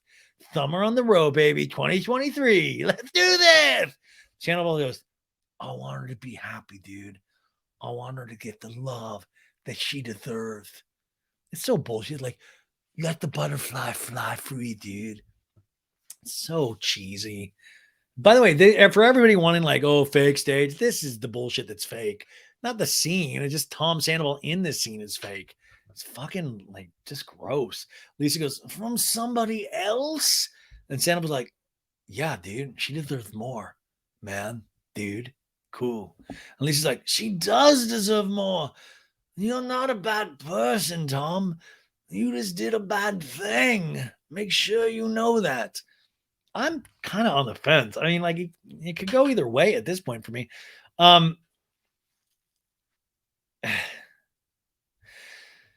Anyways, the song plays, goes, in my own time, in my own way, blossom. I love watching you, watching me. Love you watching me. It's evening. And we're now at Grandmaster Rooftops. It's the meeting of all the ladies. Katie is there with Lala. Scheana's there with her sister. Lala already has Send It to Daryl merch on. That is our quick money-making queen right there. I said this in the Patreon, but I had a really nice DM conversation with Lala, I believe on Tuesday or Wednesday. No, Tuesday. Sorry. This is Tuesday. We had a really nice back and forth about Randall and yeah, really nice. But it is funny how quickly he had that Send It to Daryl merch. He's like, I'm wearing it in the scene. Smart. Anyways, Charlie arrives. Charlie's in the scene, by the way. I almost had Charlie on the pod 2 weeks ago. She went MIA, bummed, and then Nick Viall has her now. One day, I'm telling you guys, I will be as big as Nick Viall. I'm probably going to have to go on The Bachelor to do it, but it'll be worth it in the end. It sucks when these big podcasts, and I'm not ripping on Nick. I can rip on him for a lot of things, but I'm not, kudos to him, but it is one day. I can't wait to I've got an announcement for you guys. I'll be able to make soon, I think. But it is hard because you want to be in the game. You want to be with the big dogs because I think I can do good interviews, but it is sometimes hard. Oh, boo. Now I'm going to, the Ballad of Ryan Bailey, trying to do a podcast. Oh. Anyways, everybody's entering. They're all in black. And Scheana's like, I brought my sis. I didn't want to be alone. Lala's wearing the Send It to Daryl. Anyways, they're all saying hi, hi, hi. Ariana arrives in a sparkly, tight-fitting, low-cut dress. Look kind of gold. She looks amazing. She's like, hi, you guys. You look like you're dressed for a funeral. And Scheana and Charlie goes, look at the queen of the hour. And Ariana goes, it does feel like a death for, I think, a lot of us. And Charlie's like, the death of Tom. She laughs. They order food and drinks. Lala to Scheana goes, I mean, it's a stupid question, but how you doing? And Sheena's like, I just wanted to come and support Ariana tonight. I could have never imagined that would happen today. So Ariana reaches over and touches Sheena's arm as she tears up. Scheana, in a talking head, goes, earlier today, I got a call from my publicist telling me that Raquel has filed for a temporary restraining order. I mean, that's when you do not fuck with Scheana and the law, dude. Lala's like, I just want you to remember, this is not your forever. And Scheana continues in a talking head, I just couldn't believe that this person who I had taken in under my wing is now taking things to a legal level with me. Scheana goes, I've been a mom and a sister to that girl, and her to do this to me is just, and Katie goes, you gave her a place to live. And Sheena's like, that I paid for. She did. She would let Raquel stay in her apartment for free. And Charlie's like, that's like demented. That's like dark at this point. And Ariana goes, I just can't wait to be light years the fuck away from this. And Katie goes, by the way, we have one more month. So we're coming. We're getting there. Katie goes, I saw Tom Schwartz last night. And Ariana's like, yeah, how did that go? Well, I had a lot of questions about whether or not he knew and for how long. Like, he swore to me it was the one time and it was never going to happen again. So I don't think anything of it, but I believed him. Oh, sorry, that Schwartz was like the one time and it was never going to happen again. So I didn't think anything of it, but I believed him. Katie is relaying that Schwartz told her that. And Ariana's like, and then he let me champion their bar, let me come to their bar opening and all of this shit, acting like he's my friend. And Katie goes, he may be coming by. And she laughs. Lala goes, well, someone muzzle me and put me in the straitjacket, put me in a straitjacket. And little Lala's like, me too, put on steel panties, I'll fucking bite the shit out of that dude. Katie in a talking head goes, Schwartz and Ariana have a long-standing friendship. He even asked her to be a groomsman in our wedding. So, the humanity. And Katie continues, he owes way more to her than sends some stupid little apology text message. Schwartz arrives and goes, hi, guys. Hi. He's wearing a Tom hat, and everybody's like, what does that mean? And I'm like, I think he picks the first thing up off of his floor and puts it on. Charlie's like, the devil walked in, and Schwartz is like, oh, Courtney, hi, Sheena's sister. Ariana's like, I don't think anyone here really wants to talk to you, so you might as well just speak to me privately. And Schwartz is like, oh, okay. Do you want to go get a drink and chat?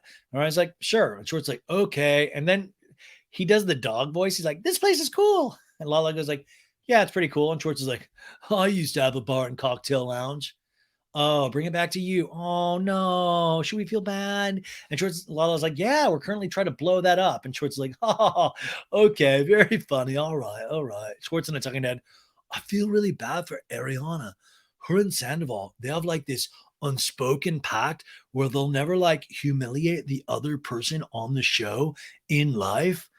Like, imagine that, Schwartz. Imagine having an agreement to not try to humiliate, because you humiliated Katie plenty of times. You poured a drink on her head. I mean, you guys both did wild things to each other, but like, I like that he's like, they had this stupid pact where they'd like try not to embarrass each other. So like, weird, right? Scheana goes, do you guys want us to go to the bar and Ariana and you guys sit here? Ariana, are you sure? And Lala's like, you guys will sit here, and if you need anything, we'll come woofing. Schwartz continues in a talking head. So I think too much karma had built up and came back to get fucking vengeance on Sandoval. Or, not, karma. It's just that he did the wrong things, and this what happened because he did the wrong things. Like, this isn't karma. Like, this is, I don't know how to explain anything to anybody anymore. Like, what? Schwartz throws down a shot immediately, and Ariana's like, hey, can I start by saying something to you? And she's like, yeah, of course. Ariana's like, if I hear anything about him being down and you feel really bad for him, I'm just going to get up and walk away. Oh, okay. Yeah. Well, I'm not here to advocate for him right now. I'm just pissed at Sandoval. I feel like he exploited my kindness. Also, our business, we put our hearts and souls into that. And Ariana's like, well, he apologized to the business before he apologized to me publicly, which was literally pathetic. We see Sandoval's Instagram post where he's like, "What's up, dude? I fully understand and deserve your anger and disappointment towards me, but please leave Schwartz, my friends and family out of this situation. Schwartz specifically only found out about this very recently and most definitely did not condone my actions. This was a very personal thing.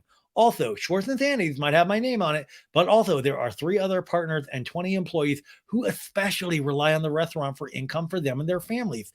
Just like Tom Tom, I'm a small part of a much bigger thing. Please direct your anger towards me and not them." See, guys, he gave us permission. They did nothing wrong. I'm so sorry that my partners, Greg, Brett, and Schwartz, and our employees have to suffer for my actions. I will be taking a step back and rocking on the road with Tom Sandoval and the most extras. There goes, taking a hiatus out of respect for my employees and partners. I need some time to address everything else. Sorry for everything. P.S. I'll be on Howie Mandel next week. Oh, so dumb. George is like, I'm not excusing that. It's fucked up. But I think that our partners were like freaking out. We all are freaking out. And Ariana's like, of course you are. Boycotting everything. Like, I wanted to. Like, and Ariana's like, why would somebody want to give their money to that man? And George's like, the thing is, we've like built a little family, you know? And Ariana leans in and goes, yeah, well, he fucked up your family.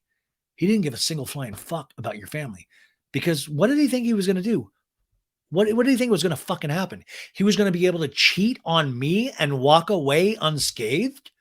Schwartz shaking his head. He's like, oh, wow, you're like a lot different than when Katie gets angry. He's like, I just wanted to come look you in the eyes. He's not looking her in the eyes, by the way. You're like, and say, I'm so fucking sorry for this whole thing. Like, you know, I'm not looking for sympathy, but I'll take it. No, but seriously, I'm painted as this like co-conspirator, and it's fucking devastating to me. But dude, do you realize the co-conspirator you kind of were? Like, I feel like is Andy gonna have a diagram at the reunion where he can like walk through Schwartz on this? Ariana's like, look, I don't think you are that person, but I will not have mutual friends with him, so I'm not your friend anymore. Oh man, it's brutal. And just like, dude, I was always assured by him that you'd be my friend. He goes, I was always assured by him that he's handling it, doing the right thing. He was already doing the wrong thing. Like, there was no way he could do the right thing. Ariana's like, I'm not an it. I was his fucking ride or die. Defended him. To you even. Trying to get him to go 5 days without drinking so that he could like get his sperm tested so we could have embryos frozen, because if he really wanted that down the road, I wanted him to be able to have that. I wish that I didn't miss him. I really wish that I didn't miss him, but I feel like what I miss is not real. She wipes away tears because it isn't. She misses the idea. She misses something that is a lie, and that's brutal to realize. And Schwartz just holds his hands up to his mouth. Puts it. It's 2 weeks later. We swing over to Scheana and Brock's house in Marina Del Rey. What's going on? It's my turn for a scene. Sheena's reading, like, knowing what we know now, they're almost blatantly obvious with their affair right in front of y'all. And Brock's like, who's saying this? And Sheena's like, someone on Patreon. Well, sorry, guys. We're not fucking geniuses. We know this. Scheana goes, Sandoval finally texted me and said he wanted to have me hear him out. Scheana and I talking, and I goes, Sandoval and I have been friends for 14 years. We opened up Villa Blanca together back in 2009. I met him way before Ariana. Scheana goes, I never actually saw this being the outcome when Lala and Katie kept being like, there's something weird. There's something weird. And I'm like, yeah, you guys are weird. By the way, they blur out her something about her shirt in this. She has that shirt, something about her. And I asked Katie Maloney today. I mean, Katie were DMing, and I said, why did they blur that out? And she said she thought they didn't get approval in time or something. So I'm not sure, but I did ask for you guys. Scheana continues in a talking head and goes, when the show started and we were at our first upfronts in New York, upfronts is when they take all the cast members to New York to sell for advertisers of like, look at the hot new cast, advertise on this show. She goes, I had no friends there. I just had Sandoval, because that was like, you know, she like Stassi and all that stuff. And, you know, she was kind of black sheep a little bit. She sniffles. She's like, I remember we were doing the red carpet and no one wanted me in the photos. And he put his arm around me and he pulled me in and he was like, no, you're a part of this. You're in this with us, which, you know, you got to remember is that nobody's all bad. It's just that Sandoval is not good when it really counts. But in these moments, like he, you know, I think he, you know, it's like, yeah, of course, not 100% bad. Nobody hopefully is. They show a picture of them so young. Sandoval, Doute, Stassi, Jax, Katie, Scheana. There's a knock on their door, and Brock's like, here we go. And Sandoval enters with a box under his arm. He's like, hi, guys. Brock's like, how you doing? And Sandoval's like, I'm okay. And Brock's like, I'm getting out of here. I'm going to go take Summer to the park. What have you got? I think Brock thought he got a gift from Ding. He's like, I don't know. It was out the door, dude. And Brock's like, oh, well, it's a tough one you put us in, bro. I'm going to let Scheana have a chat with you. I'm going to miss doing his voice that I can't do. And Sandoval's like, okay, dude. Brock leaves. Sandoval sits down across from Scheana and sighs. Scheana's holding back tears. This was such a powerful scene. Like, no joke. Like, Scheana fucking knocked this one out of the park. Sandoval's voice shaking. He's like, I just want to say that, I'm like, uh-oh, watch out for your windows. He's going to, like, go up to him and, like huff on him or something. I just want to say that I'm really sorry to Ariana, obviously, because he's already gotten busted for not saying I'm sorry to even Ariana in the messages, but also to you and the things that I said to you that night as well. Like, I feel really bad about that. I think when Sandoval gets pushed enough, he gets really angry and just says nasty shit to people. I used to not want to believe that. Now I realize that's true, and that's a bad on me. Scheana and Atagna goes, on the phone after Watch What Happens Live, Sandoval acted like our friendship was never anything. Like, he made comments like, I'm not one of your best friends. And like, I'm basically no one to you. And Sandoval goes, when I turned 40, dude, I had this sort of like spiritual awakening. Like, I was going to break up with Ariana regardless. First off, that's not a spiritual awakening, my dude. Like, that is not a spiritual awakening. Involves kind of some kind of spirit, like some kind of like higher power. Your spiritual awakening didn't say you needed to go get jacked off by a girl in North Hollywood. Like, that wasn't the spirit talking to you. That was your, like, I had a penis awakening. But he was like, I was going to break out. Like, God was like, Tom, I think your band's super shitty, but also, regardless, I need you to break up with Ariana. God, is that you, dude? What's up? Do you really think my band sucks? Of course, Tom, we all do. It's fun to hit your classics from the 70s, 80s, 90s, and today. But sometimes your voice is very subpar. It's a really good band, though. That's right, dude. I pay him, dude. So, like, I'm going to ride that wave. Anywho, Sheena's like, but you didn't.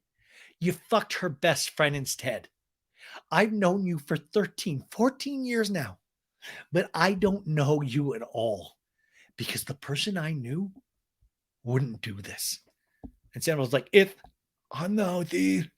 She's like, the person I questioned 6 years ago in fucking Miami, which, by the way, I always thought was true. That's Miami Girl. We flash back to Miami Girl. Like, we had sex. It's ever like, no, we didn't, dude. Miami Girl like, we had sex. You're such a fucking liar. No, you're a fucking liar, dude. And somebody's like, shut the fuck up. You're lying. No, you're lying. Or he's like, no one's going to tell my fucking boyfriend to shut the fuck up. And Santa was like, Ariana has always known the truth about that. And she goes, whatever. So, other than the Miami Girl, this is the first time you've ever cheated on Ariana? And Santa was like, there's one other time. And she just shakes her head, laughs, and covers it. Like, you're sick? Just a random person? Yeah. Well, no. Scheana scrunches her face like, huh? Santa was like, it's not fair. I'm not gonna go into it. Scheana stares at him in disbelief. And Santa was like, things with Ariana and I have not been good for a very long time. In his eyes, a long time, you know. And Scheana goes, what's a long time? Like 4 or 5 years. She goes, then why would you buy a house with her? She immediately goes, why would you do a house? Like this condo? Like, why would I, what? So I was like, because it felt like it brought us closer together. The wood and the flooring. Like it felt like a band-aid. But how do I end a relationship? It's not like, and she's like, you be a fucking adult and you have a conversation with her and you say, I tried to, Scheana. She threatened to fucking kill herself. Sandoval, fuck you for that. Then she goes like, then you know what to do, Sandoval. And she starts to yell while crying. You fly in Tanya, her mom. You bring over Jeremy, her brother. You have all of her fucking friends there ready to rally around her like we're doing right now. But isn't it, once again, the woman knows the women in this show know exactly of like, I get it, Tom, if she's threatening something, but you are not happy. So your happiness, then you have to deal with that. You make sure she is surrounded by love like we're doing now, you dipshit. You've got a band that you pay that has to be around you. You have like that. That's what you have. You have Billie Lee. You have all of these people that are hanger-ons that have to you pay. But you didn't do that. But like Scheana, even fucking Scheana knows. And Scheana goes, you literally say, I'm leaving, I'm not happy, and then we pick up the pieces that you fucking left. You don't fuck her friend. And you, I shit you not, in this moment, you can almost look at him and go, oh, dude, I never thought of that, dude. Fuck. Like, it almost like it occurs to him, like, oh, dude, now that you say that. Like, I'm not even joking. It, like, if you look at it, he looks like he's like, oh, dude. Oh, man, dude. Sandoval and I talking, he goes, from an outside point of view, it's easy to say, it's easy to money more than quarterback, but it's easy to say I should have broken up with Ariana, which I should have. But like emotionally, it was like climbing Mount Everest. I love Ariana and I fucking care about her. So I want to look out for her also. Guys, I don't need to like stop and say how the 90 ways this is one of the stupidest things he's ever said. It was like climbing Everest. I get it. It was hard. I get it. I had to do something this week that was really hard, and I was so nervous. I was like shaky. It was like, even after I did it, I was shaky. I wanted to throw up. I was just very, very at odds with it. And that's what life is. You know, you have to do hard things sometimes. You really do. You have to hurt people sometimes. You have to do hard things, and it sucks. And it sucks. And when you don't do those things, when you lie and all that stuff, that is self-service to yourself, not to anybody else, really. You're not doing anybody any favors in the long run. It's short-term gain. And you're not thinking about long-term happiness. You're just thinking about, in that moment, protecting yourself. And this is a house of cards. It's all built on shit and lies. But I fucking care and love her. No, dude, it's all you. He has manic eyes in this, by the way, in his talking head. They're really creepy. And I feel it just feels very disingenuous. And I don't think he sold a lot of people. In fact, I was talking to somebody earlier and they're like, I was like so-so with Tom, but after this, I now passionately dislike him after this episode. I thought that was fascinating. It was like, wow, I passionately dislike Tom now. Before I was on the fence, but now I really dislike this dude. It didn't this didn't work. The Howie thing didn't work. It's just, go away for a second, man. Scheana goes, I didn't even know where to go from here. I mean, obviously, we're not friends anymore, Tom, because I can't support anything you've done anymore. And she begins to cry more. And I'm really going to miss you right now. You don't deserve any friends. And I just can't get behind any of this. So I need to make my baby's dinner. And I don't even know what else to say. And there's a long pause. Scheana's crying. And Sandoval finally says, I'm sorry, dude. And Scheana gets up and walks away. I'm sorry. And Sandoval's like, I'm out of here.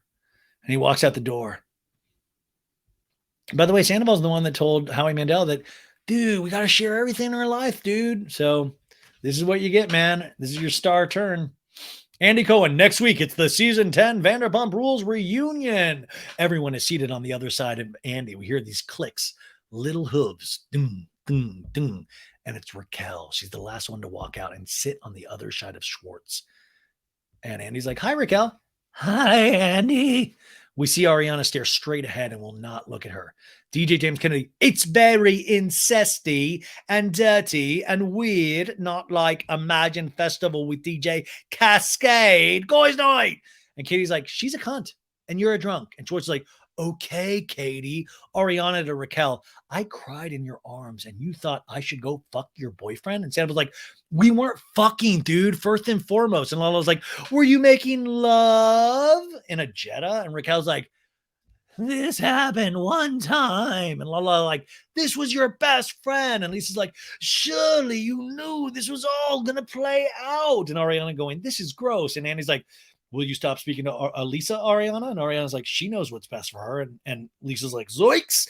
And DJ James Kennedy's like, you backstabbied hoe. And Sandoval's like, get in my face again, dude. I'll fuck you up. And DJ James like, I'll fuck you up right now, you bitch. You're a worm with a mustache. And Andy's like, Tom, are you in love? And Lala's like, come on, it's a very simple question. Are you in love or not? Ariana looks beautiful and ready for Watch What Happens live. Oh my God, you guys. Wow. We did it. Well, we did this part. Part two is coming up. This was so long. I don't want to apologize because I'm proud of all the work we did here this season. But we finished the season. We still have 4 more episodes, right? Of reunion and never before seen. But this thing keeps getting deeper and darker. And I don't even think this was that funny today. I was hoping to have more laughs, but it's really dark. It's really tragic. Don't forget, and I don't mean the tragedy of Raquel and I mean just what can be done to people. Protect yourselves, protect your friends, and you guys know the people that are doing bad things out there that you're close with. Always try to encourage them to do the right thing. I know when I've done the wrong things, I have a handful of friends that will tell me that I'm doing the wrong things. And I think that's really important. If anything, this season, I've learned um, really how bad we can be sometimes of just, I wanted to tell you, by the way, you can cut out to the second part right now, but people that want to stay around, I was thinking about my own midlife crisis. And that didn't cause my divorce. Unfortunately, that would have been easier.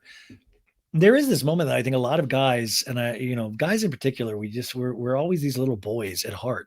And it is scary. Like I remember, like I remember there were multiple times where like, oh my God, like life does really go really fast at a certain point. And I thought, oh my God, I'm going to be this successful actor. And things were happening. Like I'd booked The Office, I booked How I Met Your Mother. And then it's like things don't really happen that quick. And you realize like, oh my God, who am I? This is my dream. I thought it was going to happen. What does life have in store for me? And you start to feel really negative and really lost. And life can be really, really scary, but it doesn't mean that you then go and try to hurt other people to make yourself feel some sort of mojo, feel some sort of magic. But I've sometimes in the past, I remember even looking towards other people. If like I felt like if I could attach myself to somebody funnier than me or better than me or more organized or talented than me, maybe that would make me happy or make me better. And I'm not even talking about romantically, but I even sometimes in work or even starting this, I remember it would be always such a joy to be invited to work with somebody I respected, like Laura Marie Shane from SUP or the person I started, we got me in one of the people that got me into this kind of podcasting was Molly McAleer, I remember. And I always just thought if these people said I was funny, that just meant the world to me because I was so lost. And I still am lost. I mean, I'm depressed a lot of the times, but I still get really lost. But I remember back then it was really, really bad. But you see this kind of stuff and you see that it's like, well, there's all these elements of life that are beautiful, including a woman that loves you or friends that love you. And I'm really bummed because you guys know is that I really did look up to Tom. In fact, that was it. Uh, I was DMing with Jax last night, Jax Taylor, and he's like, "What's up, dude? How are you feeling about this?" Because I was like, "Do you see this shit?" And he's like, "Dude, I've seen this. I've seen the reunions." And I'm like, "They already showed Jax the reunions." I couldn't tell if I should believe him or not, but he said he saw the reunions. He's like, "Dude, he's a fucking liar, dude. This is like who he is, man." And I was like, "It's funny to hear like have Jax type that out to you." He's like, "What do you feel about this?" And I'm like, "Well," and I was trying to explain. I was like, dude, I really looked up to Tom. He's like, you looked up to Tom? Are you fucking kidding me? And I'm like, I'm sorry. Like all of a sudden I'm like in this, like, well, you got to understand, like I'm all of a sudden explaining myself to Jax. It was the weirdest out of body experience I had while watching this episode last night. And I was like, oh my God, did I just disappoint Jax? He's like, you looked up to him, dude. I'm like, but I imagine a lot of people did because he just seemed like he had a take on life that I thought, you can be a good person, do all of your weird things, like, your weird art projects, paint your nails white, be proud of your style, be proud of how you treat people. And I really looked up to that. And also this taught me of like, don't idolize people as much as I do. And in fact, if you want to look up to anybody, look up to some of these women and how they actually handle situations, how they face these scenarios. I mean, they really fucking put their hearts out there for these men and they get trashed all over. Like now, I will say some of these, you guys are just picking some bad men. You get first right out of the gate. I'm not even talking about the Toms, but I'm like, come on, you knew that. I remember being a kid hanging out with like girls, and be like, why are they always like the bad boy? And yeah, now of course, I'm the bad boy of podcasting. Sure. I'm a rebel. Of course. You'd be like, Ryan, you're like the baddest guy on the block. You're the baddest guy in the TV and film podcasting charts. Of course. But back then I didn't understand it. I'd be like, what does that bad boy have that I don't? I was like, why are girls throwing themselves into bad situations? Like, I know that guy's bad. But I don't know. Anyways, I don't even know where I'm going with that. I'm so loopy. What a way to end. Woo! Guys night. We did it. Oh my God. I think Maritza's waiting for me because I got to do part two. Part two, I'm going to actually show some of the clips from me, Tom, and Ariana the night after the premiere of this season. I haven't watched these in a while, so I'm going to go through those and do a lot of stories, cover that. That'll be part two. But I hope you guys like this. I hate to get to the end of it and I'm like, oh, this was too emotional, too shitty. I hope you guys had a lot of laughs. But if not, I'm going to try to make part two even funnier. And that's it. What a road, man. We did it. Sandoval out.